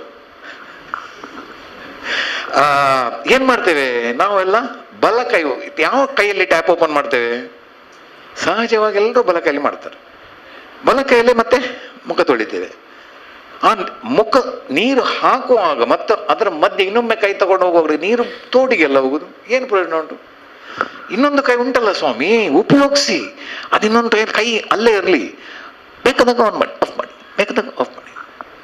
ಹಲ್ಲು ತೊಳಿ ಆಗೇನಾಗುತ್ತೆ, ಎರಡು ಕೈ ಉಪಯೋಗಿಸಿದಾಗ ಆಗ್ತದೆ, ನೀರು ಅರ್ಧ 50% ಉಪಯೋಗ ಆಗ್ತದೆ. ಇನ್ನೊಂದು ವಿಚಾರ, ಆ ಟ್ಯಾಪಿನ ಕೆಳಗಡೆ ಬಿಪ್ಕಾಕ್ ಅಂತ ಬರ್ತದೆ. ನೀವು ಯಾವುದೇ ವಾಶ್ ಬೇಸಿನ್ನಲ್ಲಿ ನೋಡಿ, ಆ ವಾಶ್ ಬೇಸಿನ ಕೆಳಗೆ ಒಂದು ಬಿಪ್ಕಾಕ್ ಅಂತ ಒಂದು, ಅದು ಮೇಂಟೆನೆನ್ಸ್ಗೆ ಏನಾದ್ರು ಟ್ಯಾಪ್ ಹಾಳಾದರೆ ಅದನ್ನು ಮಾಡ್ಲಿಕ್ಕೆ ಅಂತ ಅದನ್ನು ಕಾಕ್ ಇಟ್ಟಿರ್ತಾರೆ. ಆ ಕಾಕ್ ಯಾವಾಗಲೂ 100% ಓಪನ್ ಇರ್ತದೆ, ನಿಮ್ಮ ಎಲ್ಲರ ಮನೆಯಲ್ಲಿ ಇರ್ತದೆ. ಅದನ್ನು ಯಾರಿಗೂ ಹೇಳದೆ, ನೀವು ಮನೆಯಲ್ಲಿ ಯಾರಿಗೂ ಹೇಳಬೇಡಿ, ನೀವು ಅದನ್ನು 40% 60% ಇಡಿ. 60% 50 ಇಟ್ಟರೆ ಗೊತ್ತಾಗ್ತದೆ, 60 ಇಟ್ಟರೆ ಅಷ್ಟು ಗೊತ್ತಾಗೋದಿಲ್ಲ. ನೀರು ಸ್ವಲ್ಪ ಕಮ್ಮಿ ಬರ್ತದೆ ಅಂತ ತಿಳ್ಕೊಂಡು ನೀರು ಜನ ಉಪಯೋಗಿಸ್ತಾರೆ. ನೀವು ಗೊತ್ತಿಲ್ಲದೆ ನಿಮ್ಮ ಮನೆಯಲ್ಲಿ ನೀವು 40% ವಾಟರ್ನ ಸೇವ್ ಮಾಡ್ತೀರಿ, 40%. ಹಾಗೆ ಅಭ್ಯಾಸ ಮಾಡಿ ಮಾಡಿ ಮಾಡಿ ನೋಡಿ, ನಿಮಗೆ ಮತ್ತೆ ಯಾವುದೇ ಕಾರ್ಯಕ್ರಮಕ್ಕೆ ಹೋಗಿ, ಯಾವುದೇ ಒಂದು ಫಂಕ್ಷನಿಗೆ ಹೋಗಿ, ಇಲ್ಲಾಂದ್ರೆ ನೀವು ಒಬ್ಸರ್ವ್ ಮಾಡಿ ಜನಗಳು ಯಾವ ರೀತಿ ಮುಖ ತೊಳಿತಾರೆ ಅಂತ. ಎಲ್ಲ ಅಂತೂ ಪಬ್ಲಿಕ್ ಸಮಾಜ ಮಂದಿರ ಮತ್ತೆ ಹಾಲ್ಗಳಲ್ಲಿ ಏನಿಲ್ಲ, ಅದು ಆನೆ. ಅವ ಕೈ ತೊಳಿತಾನೆ, ಇನ್ನೊಬ್ಬ ಹೋಗ್ತಾನೆ, ಇನ್ನೊಬ್ಬ ಕೈ ತೊಳೆದು ಅದು ಮಾತಾಡ್ತಾ ಇರ್ತಾನೆ, ಇನ್ನೊಬ್ಬ ಬಂದು ಅದು ನೀರು ಹೋಗ್ತಾನೆ ಇರ್ತದೆ. ಎಷ್ಟು ಸರಿ ನಾನು ಹೇಳುದುಂಟು, ಬಂದ್ ಮಾಡಿ. ಇಲ್ಲ ಸರ್, ಅದು ಅವರಿಗೆ ಬೇಕಲ್ಲ ಅಂತ ಹೇಳಿ ಅದು ಆನೆ ಇರ್ತಾರೆ. ಅದು ನಾವು ಒಬ್ಬೊಬ್ಬರೇ ಶುರು ಮಾಡುವ, ಅದು ಆಟೋಮೆಟಿಕ್ ಆಗಿ ಮತ್ತೆ ಅದೊಂದು ಆಂದೋಲನವಾಗಿ ತೆರಳಿ. ಈಗೆಲ್ಲ ನಾವೆಲ್ಲ ಸ್ಮಾರ್ಟ್ ಆಗಿದ್ದೇವೆ. ನಾವು ಈಗ ನೀರನ್ನು ಹೇಗೆ ಉಳಿಸ್ಬೋದು ಅಂತ ಬೇಕಾದಷ್ಟು ಮಾಹಿತಿಗಳು ನಿಮಗೆ ನೆಟ್ಟಲ್ಲಿ ಸಿಗ್ತದೆ, ಅದನ್ನು ನಾನು ಹೇಳುವ ಅವಶ್ಯಕತೆ ಇಲ್ಲ. ಏನಾಗಿದೆ, ನಾವು ಎಲ್ಲರ ಹತ್ರ ಸ್ಮಾರ್ಟ್ ಫೋನ್ ಇದೆ, ಎಲ್ಲರ ಹತ್ರ ಸ್ಮಾರ್ಟ್ ಟಿವಿ ಇದೆ, ಸ್ಮಾರ್ಟ್ ವಾಷಿಂಗ್ ಮಿಷಿನ್ ಬಂದಿದೆ, ಸ್ಮಾರ್ಟ್ ಲೈಟಿಂಗ್ ಬಂದಿದೆ. ಆಟೋಮೆಟಿಕ್ ಆನ್ ಆದರೆ ಕರೆಂಟ್ ಬಂದರೆ ಇನ್ವರ್ಟರ್ ಆಗ್ತದೆ, ಇನ್ವರ್ಟರ್ ಆದರೆ ಕರೆಂಟ್ ಬರ್ತದೆ. ಒಂದೊಂದು ಕಡೆಯಲ್ಲಿ ನೀವು ಹೋದಾಗ, ಮನೆ ಒಳಗೆ ಹೋದಾಗ ಲೈಟ್ ಆನ್ ಆಗ್ತದೆ, ಹೊರಗೆ ಹೋದಾಗ ಲೈಟ್ ಆಫ್. ಎಲ್ಲ ಸ್ಮಾರ್ಟ್ ಲೈಟಿಂಗ್, ಸ್ಮಾರ್ಟ್ ಇದು ಎಂಥದ್ದು, smart entry system, smart lock. ನಾವು ವಾಟರ್ ಸ್ಮಾರ್ಟ್ ಆಗೋದು ಯಾವಾಗ? It's high time that we should become a water smart people. ನೀರನ್ನು ಉಳಿಸಿ ನಾವು ವಾಟರ್ ಸ್ಮಾರ್ಟ್ ಆಗುವ, let us become smart. So ಅದರ ಬಗ್ಗೆ ನಾನು ಇನ್ನೂ ಹೆಚ್ಚು ಹೇಳುವುದಿಲ್ಲ. ಇನ್ನು ಕೃಷಿ ವಿಷಯದಲ್ಲಿ ಕೂಡ ಹೇಳ್ಬೋದು, ತುಂಬ ಟ್ಯಾಪ್ ಆನ್ ಮಾಡಿರ್ತಾರೆ, ಅದೆಲ್ಲ ಉಂಟು, ನಿಮ್ಗೆ ಗೊತ್ತಿದೆ. ಆದರೆ ಅದಕ್ಕೊಂದು ಸೆನ್ಸರ್ ಬಂದಿದೆ ಈಗ. ವಾಟರ್ ಸಾಯಿಲ್ ಇದು ಮಾಯಿಶ್ಚರ್ ಎಷ್ಟು ಬೇಕು ಅಂತ ಅದು ಸೆನ್ಸ್ ಮಾಡ್ತದೆ. ಅದು ಸೆನ್ಸ್ ಮಾಡಿ ನಿಮ್ಮ ಪಂಪನ್ನು ಅದು ಆನ್ ಮಾಡ್ತದೆ. ಆ ಸೆನ್ಸರ್ ಅಷ್ಟು ಲೆವೆಲ್ಗೆ ಬಂದ ಕೂಡಲೇ, ನೀರಿನ ಅಂಶ ಬಂದ ಕೂಡಲೇ ಅದು ಆಫ್ ಆಗ್ತದೆ. ಸೊ ನೀರು ನಮ್ಗೆ ಹೆಚ್ಚು ಬೇಕಾಗುವುದಿಲ್ಲ. ಮತ್ತಿನ್ನೊಂದು, ನಾವು ಮಳೆಗಾಲದಲ್ಲಿ ನಮ್ಮ ಮನೆಯಲ್ಲಿ ಎಲ್ಲರ ಕೆಲವು ಕಡೆಯಲ್ಲಿ ಫ್ಲ್ಯಾಟ್ಗಳಲ್ಲಿ ಅಥವಾ ಇಲ್ಲಿ ಎಲ್ಲಿ ಸೇರ್ಬೋದು, ಬೋರ್ವೆಲ್ ಮತ್ತೆ ಬಾವಿ ಎರಡೂ ಇರ್ತದೆ ಕೆಲವರಲ್ಲಿ. ಬೋರ್ವೆಲ್ ನಾವು ನೀರನ್ನು ರೀಚಾರ್ಜ್ ಮಾಡಿ ಅಥವಾ ಮಾಡದೇ ಇರಲಿ, ಬಾವಿಗೆ ರೀಚಾರ್ಜ್ ಮಾಡಿ ಮಾಡದೇ ಇರಲಿ, ಅಟ್ಲೀಸ್ಟ್ ಮಳೆಗಾಲದಲ್ಲಿ ಆದರೂ ಬಾವಿ ನೀರನ್ನು ಉಪಯೋಗಿಸಿ, ಬೋರ್ವೆಲ್ಲನ್ನು ಬೇಸಿಗೆಗಾಲದಲ್ಲಿ ಉಪಯೋಗಿಸಿ ಅಂತ ನಾವು ಯಾಕೆ ಹೇಳ್ತಾ ಇದ್ದೇವೆ ಅಂದರೆ ವಾಟರ್ ಸ್ಮಾರ್ಟ್ ಆಗಿ ಅಂತ. ಅದಕ್ಕೆ ಅಂಥದ್ದೆಲ್ಲ. ಇನ್ನೊಂದು ದೊಡ್ಡ ಸಮಸ್ಯೆ, ಇಲ್ಲಿ ಭಾಳ ಖುಷಿ ಆಯಿತು, ಲೋಟೆಲ್ ಕೊಟ್ಟರು. ಇಲ್ಲದ ತಕ್ಷಣ ಅರ್ಧ ಲೀಟರ್ದು ಬಾಟ್ಲಿ ನೀರಿದು ತಂದಿಡ್ತಾ ಇದ್ರು. ನಾವು ಕೋದಲ್ಲಿ ಕಾರ್ಯಕ್ರಮದಲ್ಲಿ ಎಲ್ಲ ಕಡೆಯಲ್ಲಿ ಈಗ ಬಾಟ್ಲ್ ನೀರು ಕೊಡೋದು ಸಹಜ ಆಗಿದೆ. ಅದು ನಾವು ಎಷ್ಟು ತಪ್ಪು, ಅದರಲ್ಲಿ ನಾವು ನೀರಿಗಿಂತ ಜಾಸ್ತಿ ಪ್ಲಾಸ್ಟಿಕ್ ಅನ್ನು ಕೊಡ್ತಾ ಇದ್ದೇವೆ, ಪ್ಲಾಸ್ಟಿಕ್ ತ್ಯಾಜ್ಯವನ್ನು ಮಾಡ್ತಾ ಇದ್ದೇವೆ ಅಂತ ಎಲ್ಲರಿಗೂ ಈಗ ಮನವರಿಕೆ ಆಗಿದೆ. ಆದರೆ ಬೇರೆ ದಾರಿ ಇಲ್ಲ, ಕೊಡ್ತಾನೆ ಇದ್ದಾರೆ. ಆದರೆ ನಾವೇನು ಮಾಡೋಣ, ಆ ನೀರನ್ನು ಅರ್ಧ ಬಾಟ್ಲಿ, ಎಷ್ಟು ನನ್ನ ಹತ್ರ ವಿಡಿಯೋ ಇದೆ ಇಂಥದ್ದೆಲ್ಲ, ಅರ್ಧ ಬಾಟ್ಲಿ. ಆಮೇಲೆ ಇದನ್ನು ನಾನು ಹೋಗಿ ಕೇಟರ್ನವ್ರ ಹತ್ರ ಕೇಳಿದ್ದೇನೆ, ಅದನ್ನು ಕ್ಲೀನ್ ಮಾಡೋರ ಹತ್ರ ಕೇಳಿದ್ದೇನೆ, ನೀರು ಎಂತ ಮಾಡ್ತೀರಿ? ಇಲ್ಲ ಸರ್, ಅದು ನಾವು ತೋಡಿ ಒಂದು ಕ್ಲೀನ್, ಅದು ಅದು ಯಾರು ಕುಡಿತಾರೆ? ಎಲ್ಲಿವರೆಗೆ ಅಂತ ಒಂದು ಮೀಟಿಂಗ್ನಲ್ಲಿ ಕೂಡ ಹಾಗೆ, ನಾವು ಅರ್ಧ ಬಾಟ್ಲಿ ನೀರಿಟ್ಟರೆ ಇನ್ನೊಬ್ರು ಎತ್ತಿ ಕುಡಿದಿದ್ದಾರೆ, ಕಡ್ಚಿ ಕುಡಿದಿದ್ದಾರೆ, ನಮಗೆ ಗೊತ್ತಿರೋದಿಲ್ಲ, ನಾವು ಅದನ್ನು ನೀರನ್ನು ಕುಡಿಯುವುದಿಲ್ಲ. ಆದ್ದರಿಂದ ನಿಮ್ಗೆ ಯಾರೇ ಬಾಟ್ಲಿ ನೀರು ಕೊಟ್ಟರೆ ಅದನ್ನು ತಗೊಳ್ಳಿ, ಎಷ್ಟು ಬೇಕೋ ಅಷ್ಟು ಕುಡೀರಿ. ಅದು ಕುಡಿದ ಮೇಲೆ ಅದು ಕೈಯನ್ನು ಹಿಡ್ಕೊಂಡು ನೀವೇ ಉಪಯೋಗಿಸಿ. ಆ ನೀರು ಖಾಲಿ ಆಗೋವರೆಗೆ ನಿಮ್ಮ ಜವಾಬ್ದಾರಿ ಅಂತ ನಿಮ್ಮ ಮನಸ್ಸಿನಲ್ಲಿ ಇರಲಿ. ಸೊ ದ್ಯಾಟ್ ಏನಾದರೂ ನಾಳೆ ಆ ನೀರು ವೇಸ್ಟ್ ಆಗೋದಿಲ್ಲ, ಅದಕ್ಕೆ ಖರ್ಚು ಮಾಡಿದ್ದಕ್ಕೆ ಒಂದು ಬೆಲೆ ಬರ್ತದೆ. ಇನ್ನು ಇದೆಲ್ಲ ಗ್ರಾಮೀಣ ಪ್ರದೇಶದಲ್ಲಿ ಮಾಡುವಂಥದ್ದು. ಬರೇ ಇಂಗುಗುಂಡಿಗಳು ಹಸಿರಾಗಿ ಮಾಡಬಹುದು. ಒಂದು ಉಪ್ಪಿನಂಗಡಿ ಹತ್ರ ಒಂದು ತೋಟಕ್ಕೆ ಹೋಗಿದ್ದೆ. 6 ಇಂದ 8 ಎಕರೆ ತೋಟ ಉಂಟು ಅವ್ರ ಹತ್ರ. ಎಲ್ಲ ಬಜ್ಜೆ ಎಲ್ಲ ಮಾಡಿ ನೆಟ್ಟಿದ್ದಾರೆ ಎಲ್ಲ ಕಡೆ. ನೀರಿಲ್ಲ. ಯಾಕೆ ನೀರಿಲ್ಲ ಕೇಳಿದ್ರೆ, ಸರ್ ನನ್ನ ಪಕ್ಕದ ಸರ್ ಅವರಿಗೆ ಒಂದು 2 ಅಡಿ 2-3 ಎಕರೆ ಇರೋದಷ್ಟೇ. ಅವರ ಬಾವಿಯಲ್ಲಿ ನೀರುಂಟು, ಇದರಲ್ಲಿ ನೀರುಂಟು, ಯಾವುದರಲ್ಲಿ ಅವರ ಬೋರ್ವೆಲ್ ನೀರುಂಟು, ನನ್ನ ಬೋರ್ವೆಲ್ ನೀರಿಲ್ಲ. ಅದಕ್ಕೆ ನಾನು 5 ಬೋರ್ವೆಲ್ ತೋಡಿದ್ದೇನೆ ಅಂತ. 5 ಬೋರ್ವೆಲ್. ಮತ್ತೆಂತ ಮಾಡುದು ಸರ್? ಮತ್ತೆಂತ ಮಾಡಲಿಲ್ಲ. ಈಗ ಒಂದು ಕೆಲಸ ಮಾಡಿ, ಎದುರುಗಡೆ ದೊಡ್ಡ ಒಂದು ಗುಡ್ಡ ಇತ್ತು. ಅದು ಗುಡ್ಡ ಯಾರ್ದು? ಅದು ನಮ್ಮದೇ ಸರ್, ಅದು ಗುಡ್ಡ ಅಲ್ಲ, ನಾವೆಂತ ಮಾಡ್ಲಿಕ್ಕೆ ಆಗ್ಲಿಲ್ಲ. ಅಲ್ಲಿ ಇಂಥದ್ದು ಮಾಡಿ ಇಂಗು ಗುಂಡಿ ಅಲ್ಲಿ ಕೆಳಗೆ ಮಾಡಿದಾರಲ್ಲ, ಸಣ್ಣ ಸಣ್ಣ ಸಣ್ಣ ಸಣ್ಣ ಸಣ್ಣ ಗುಂಡಿ ಮಾಡ್ತಾ ಹೋಗಿ. ನಾವು ಎಲ್ಲಿ ಖಾಲಿ ಜಾಗ ಉಂಟು ಅಲ್ಲಿ ಗಿಡ ನೆಡ್ಲಿಕ್ಕಾದ್ರೆ ಭಾರಿ ಒಳ್ಳೇದು. ಈಗ ಗಿಡ ನೆಡೋದ್ರಲ್ಲಿದ್ದಾರೆ ಇವರು, ನಮ್ಮ ನಾಗರಾಜ್ ಅವ್ರಿಗೆ ಅದೊಂದು ಹುಚ್ಚು. ಅವರು ಎಲ್ಲಿ ಖಾಲಿ ಜಾಗ ಉಂಟು ಅಲ್ಲಿ ಗಿಡ ನೆಡ್ತಾರೆ. ಅವರೊಂದು ಕೂಟ ಇದೆ, ದಿನಕ್ಕೆ 1,000 2,000 ಗಿಡ ನೆಡ್ತಾರೆ. ಅದೆಲ್ಲ ಬರ್ತದೆ ಅಂತ ಇಲ್ಲ, ಬರಬೇಕು ಅಂತನೂ ಇಲ್ಲ, ಪ್ರಕೃತಿ ನಿಯಮ ಅದು. ಕೆಲವು ಅದರಲ್ಲಿ 30% ಬಂದರೂ ಸಾಕು. ಸೊ ಇಷ್ಟು ನೀರಲ್ಲಿ ನೀವು ಎಲ್ಲ ಗುಡ್ಡೆಯನ್ನು ಕೊಚ್ಚಿಕೊಂಡು ಹೋಗುವುದಿಲ್ಲ. ಈ ತರ ಗುಂಡಿ ಮಾಡಿದ್ರೆ ಅದು ಜಸ್ಟ್ ಒಂದು 6 ರಿಂದ 9 ಇಂಚು ಆಳ ಮಾತ್ರ ಇರ್ತದೆ. ಅದರಷ್ಟು ನೀರು ತಗೊಂಡು ನೀರು ಭೂಮಿಗೆ ಹೋದಾಗ ಭೂಮಿ ಹಸಿರಾಗ್ತದೆ. ಸೊ ಅದಕ್ಕೆ ಬೇಕಾದಷ್ಟು ಮತ್ತೆ ಗಿಡ ನೆಡುವಂಥದ್ದು ಕಾರ್ಯಕ್ರಮ, ಅದು ನಾನು ಆಗ್ಲೇ ಹೇಳಿದೆ. ಈಗಾಗಲೇ ತುಂಬಾ ಜನ ಅದರ ಬಗ್ಗೆ ಕೆಲಸ ಮಾಡ್ತಾ ಇದ್ದಾರೆ. ಹಸಿರು ಜಲ್ ಜಮೀನ್ ಜಂಗಲ್ ಅಂತ ನಾವು ಯಾವಾಗಲೂ ಹೇಳುವುದೇ. ಜಲ್ ಜಮೀನ್ ಜಂಗಲ್, ನಮ್ಗೆ ಯಾವಾಗ ನೀರಿದ್ರೆ ಭೂಮಿ ಬೇಕು, ಭೂಮಿ ಬೇಕಿದ್ರೆ ನೀರು ಬೇಕು, ನೀರು ಬೇಕಾದ್ರೆ ಮರ ಗಿಡಗಳು ಬೇಕು. ಆಟೋಮೆಟಿಕ್ ಆಗಿ ನಮ್ಗೆ ನೀರು ಸಿಗ್ತದೆ. ಸರಿ, ಇನ್ನು ನಾನು ಪ್ಲಾಸ್ಟಿಕ್ ಪೊಲ್ಯೂಷನ್ ಬಗ್ಗೆ ಹೇಳುವುದಿಲ್ಲ. ಮತ್ತೆ ಹೆಚ್ಚಿನ ಮಾಹಿತಿ ಬೇಕಿದ್ರೆ ನಮ್ದೊಂದು ವಿಡಿಯೋ ಚಾನಲ್ ಇದೆ, ಅದು ಇಂಗ್ಲಿಷ್ನಲ್ಲಿ ಇದೆ, ಕನ್ನಡದಲ್ಲೂ ಇದೆ ಸ್ವಲ್ಪ ಕೆಲವು ವಿಡಿಯೋಗಳು. ಅದರಲ್ಲಿ ಮಳೆ ನೀರು ಕೊಯ್ಲು ಹೇಗೆ, ಮಳೆ ನೀರು ಯಾವ ರೀತಿ ಮಾಡಬೇಕು, ಏನೇನು ಫಸ್ಟ್ ಫ್ಲಶ್ ಅಂದ್ರೇನು, ಬೋರ್ವೆಲ್ಗೆ ರೀಚಾರ್ಜ್ ಮಾಡೋದಿದ್ರೆ ಹೇಗೆ ಇತ್ಯಾದಿ ಮಾಹಿತಿ ಎಲ್ಲ ಕೊಟ್ಟಿದ್ದೇನೆ. ಇನ್ನು ನಾನು ಮಾತಾಡ್ತಾ ಹೋದ್ರೆ ಇನ್ನೊಂದು ಅರ್ಧ ಗಂಟೆ ವಿಷಯ ಉಂಟು, ಸಾಕು. ಇನ್ನು ನಾವು ಸ್ವಲ್ಪ ಪ್ರಶ್ನೋತ್ತರಕ್ಕೆ ನಾವು ಸಮಯಕ್ಕೆ ಬೆಲೆ ಕೊಡುವ. ಯಾಕಂದ್ರೆ ಮಳೆಗಾಲ ಕೂಡ ಅದೊಂದು ಸಮಯಕ್ಕೆ ಮಾತ್ರ ಬರ್ತದೆ. ನನ್ನ ಭಾಷಣ ಕೂಡ ಹಾಗೆ ಉದ್ದ ಹೋಗ್ಲಿಕ್ಕೆ ಆಗುದಿಲ್ಲ. ಮಳೆಗಾಲ ಹೇಗೆ ಆ ಟೈಮಿಗೆ ಬರ್ತದೆ ಅಷ್ಟೇ ಟೈಮಲ್ಲಿ ನಾನು ಕೂಡ ಮುಗಿಸ್ಬೇಕು. ನನಗೆ ಕೊಟ್ಟ ಕಾಲಾವಕಾಶ ಮುಗ್ದಿದೆ. ನಿಮ್ಗೆಲ್ಲ ನಾನು ಹೇಳಿದ ವಿಷಯ ಮನದಟ್ಟ ಆಗಿದೆ ಅಂತ ನಾನು ತಿಳ್ಕೊಳ್ತೇನೆ. ಅನ್ಲೆಸ್ ಒಬ್ಬೊಬ್ರು ಸೇನಾನಿ ಆಗದೆ ಬೇರೆ ಯಾರು ಏನು ಮಾಡ್ಲಿಕ್ಕೆ ಆಗುದಿಲ್ಲ. ನಾವೆಲ್ಲರೂ ಹೇಗೆ ಜಲ ಸಾಕ್ಷರರಾಗಬೇಕು, ಸ್ವಚ್ಛ ಸೇನಾನಿ ಆಗ್ತೀರಿ, ಹಾಗೆ ಜಲ ಸಾಕ್ಷರ ಸೇನಾನಿಗಳಾಗಬೇಕು ಅಂತ ನಾನು ನಿಮ್ಮಲ್ಲಿ ಕೇಳ್ಕೊಳ್ತಾ ಇದ್ದೇನೆ. ಮತ್ತಿನ್ನೊಂದು ವಿಚಾರ, ಏನು ಪ್ರಶ್ನೆ ಇದ್ರು ನನಗೆ ಕೇಳಿ. ಅದರ ಸಣ್ಣ ಮಟ್ಟಿಗೆ ಅವು ಎಲ್ಲಿಯ ಮಲ್ಲ ಅದು ಏನು ನನಗಿಲ್ಲ. ನಾನು ಮತ್ತೆ ಎಲ್ಲಿ ಯಾರಿಗೆ ಫೋನಲ್ಲಿ ಕೂಡ ಮಾಹಿತಿ ಕೊಡ್ತೇನೆ, ವಿಡಿಯೋ ಕಾಲ್ ಕೊಟ್ಟರೆ ಮಾಹಿತಿ ಕೊಡ್ತೇನೆ. ನೀವು ಎಂಥದ್ದು, ನೀವು ಒಂದು ಫೋಟೋ ಕಳಿಸಿ ಇದಕ್ಕೆ ಹೀಗೆ ಆಗಬೇಕು ಸರ್, ಇದಕ್ಕೆ ಹಾಗೆ ಆಗಬೇಕು ಅಂತ ಹೇಳಿದ್ರೆ ನಾನು ಅದಕ್ಕೆ ನಿಮಗೆ ಮಾಹಿತಿ ಕೊಡಲಿಕ್ಕೆ ತಯಾರಿದ್ದೇನೆ. ಯಾವುದೇ ರೀತಿಯಲ್ಲಿ ಸಂಭಾವನೆ ಇಲ್ಲ. ನಗು, ನಮಸ್ಕಾರ ಅಷ್ಟೇ ಸಾಕು. ನಮಸ್ಕಾರ. ಪುಂಡರೀಕಾಕ್ಷ ಅವರು ಮನೆಯಲ್ಲಿ ಮಾಡಿದ್ದಾರೆ ತುಂಬ ವರ್ಷದಿಂದ. ಹೋದ್ರೆ ಅವರು ಹೇಳಿದ್ದಾರೆ ಪುಂಡರೀಕಾಕ್ಷ ಹೈದರ್ ಸರ್ ಸೇರಿಕೊಂಡಿದ್ದಾರೆ. ಈ ಜಯಂತ್ ಒಬ್ಬರು ಪ್ರೇರಕರಿದ್ದಾರೆ. ನಾವು 16ನೇ ಇಸವಿಯಿಂದ ಒಂದು ಜಲಸಾಕ್ಷರ ಅಧ್ಯಯನ ಮಾಡಿದ್ದು, ಮಾಹಿತಿ ಕೊಡ್ತಾ ಬಂದು ಏನು ನಾವು ನಿರೀಕ್ಷೆ ಮಾಡಿದ ಫಲ ಸಿಕ್ಕಿಲ್ಲ. ಈಗ ಸ್ವಲ್ಪ ಫಲ ಸಿಗಲಿಕ್ಕೆ ಶುರುವಾಯಿತು. ಮಾತು ಕೇಳಿದವರು ಆಡಿದವರಿಗೆ ಮಾಡಲಿಕ್ಕೆ ಶುರು ಮಾಡ್ತಿದ್ದಾರೆ. ಜನಾರ್ದನ್ ಕುಲಾಲ್ ಒಬ್ಬರು ಆದರ್ಶ ಜನಪ್ರತಿನಿಧಿ ಪಂಚಾಯತ್ ಮೆಂಬರ್ ಇದ್ದಾರೆ. ಅವರು ಸಾರ್ವಜನಿಕ ಬೋರ್ವೆಲ್ಗಳಿಗೆ ಅವರು ಜಲ ಮರುಪು ಮಾಡಿ ಕೆಲಸ ಮಾಡುತ್ತಾರೆ. ಕೆಲವು ಮಾಡಿದವರು ಇದ್ದಾರೆ. ಪಾವಲ ತಂಡದವರು ಬಹಳ ಬೇಗ ಬಂದಿದ್ದಾರೆ ಸಾಧಕರು. ಅವರು ಖಂಡಿತ ಮಾಡಿದವರೇ ಕೆಲಸ ಅಥವಾ ಮುಂದೆ ಮಾಡಲಿಕ್ಕಿರುವವರು. ನಾನು ಹೆಚ್ಚಿಗೆ ಮಾತನಾಡಲಿಕ್ಕೆ ಹೋಗುವುದಿಲ್ಲ. ಜೀವಜಲ ಪ್ರಕೃತಿ ಮಾತೆಯ ಪ್ರಸಾದ, ಪೋಲು ಮಾಡುವುದು ಮಹಾಪಾಪ. ಜೀವಜಲ ಪ್ರಕೃತಿ ಮಾತೆಯ ಪ್ರಸಾದ, ಪೋಲು ಮಾಡುವುದು ಮಹಾಪಾಪ. ನಾವು ಆದಷ್ಟು ಗಿಡ ನೆಡುವುದು ಮತ್ತೆ ಚಿಕ್ಕ ಚಿಕ್ಕ ಇಂಗು ಗುಂಡಿಗಳನ್ನು ಹೆಚ್ಚು ಮಾಡಿದ್ದೇವೆ. 2016 ಇಸವಿಗೆ ನಮಗೆ ಕುಡಿಲಿಕ್ಕೆ ಸಮಸ್ಯೆ ಬಂತು ಪಂಪ್ ವೆಲ್ಲಲ್ಲಿ. ನಾವು ಎಲ್ಲಿಂದ ನೀರು ಕೊಂಡೋದು.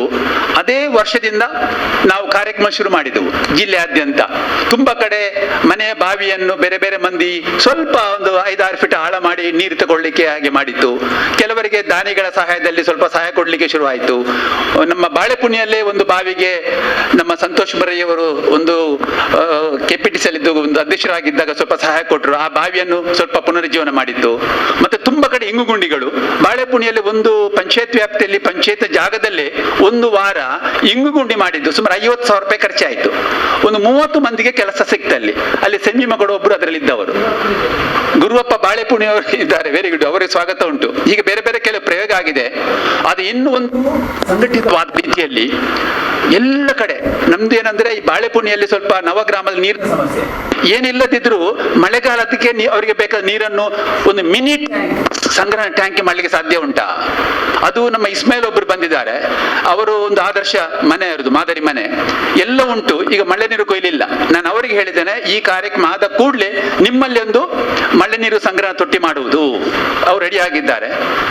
ಆಮೇಲೆ ಮೋಂಟುಗೋಳಿಯಿಂದ ಮಸೀದಿಯ ಗೌಸಿಯ ಮಸೀದಿಯ ಒಂದು ಟೀಮ್ ರೆಡಿ ಆಗಿದೆ, ಒಂದು 50 ಮಂದಿ. ಅವರು ರೆಡಿಯಾಗಿ ಡೇಟ್ ಫಿಕ್ಸ್ ಆಗಿದೆ 19ನೇ ತಾರೀಕಿಗೆ. ಅವರಲ್ಲಿ ಆ ಮಸೀದಿಯಲ್ಲಿ ಒಂದು ಬೋರ್ವೆಲ್ ಹಾಕಿ ಫೈಲ್ ಆಗಿದೆ.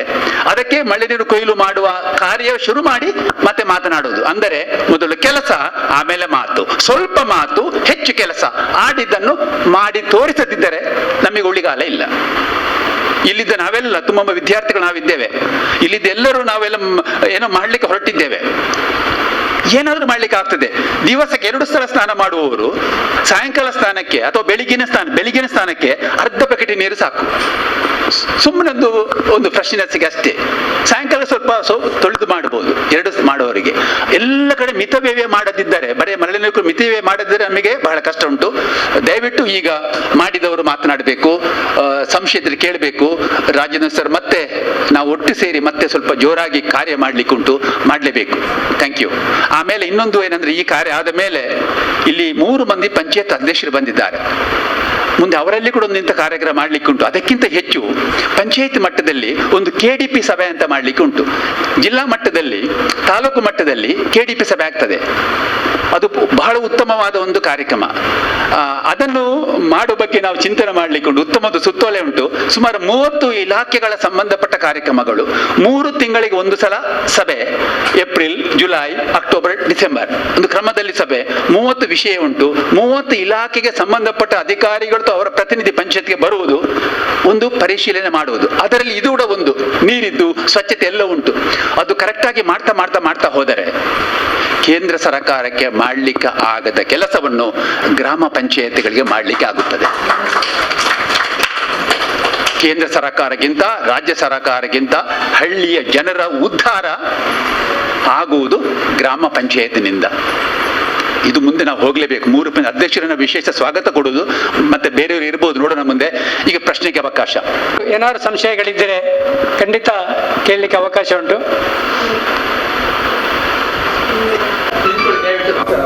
ಗೌರವಿಸುವವರಿಗೆ ಒಂದು ಧ್ಯೇಯ, ಮಳೆ ನೀರು ಕೊಯ್ಲು ಮನೆಯಲ್ಲಿ ಮಾಡಿ ಬಾವಿಗೆ ಊರಿಗೆ ಬಿಟ್ಟವರು ಯಾರಿದ್ದಾರೆ?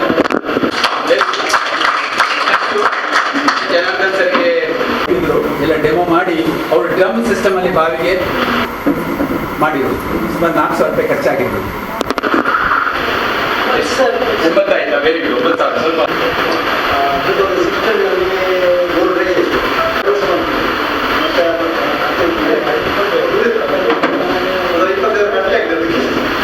ಅದು ಮಾಡಿದವರು ಕರೆಕ್ಟ್.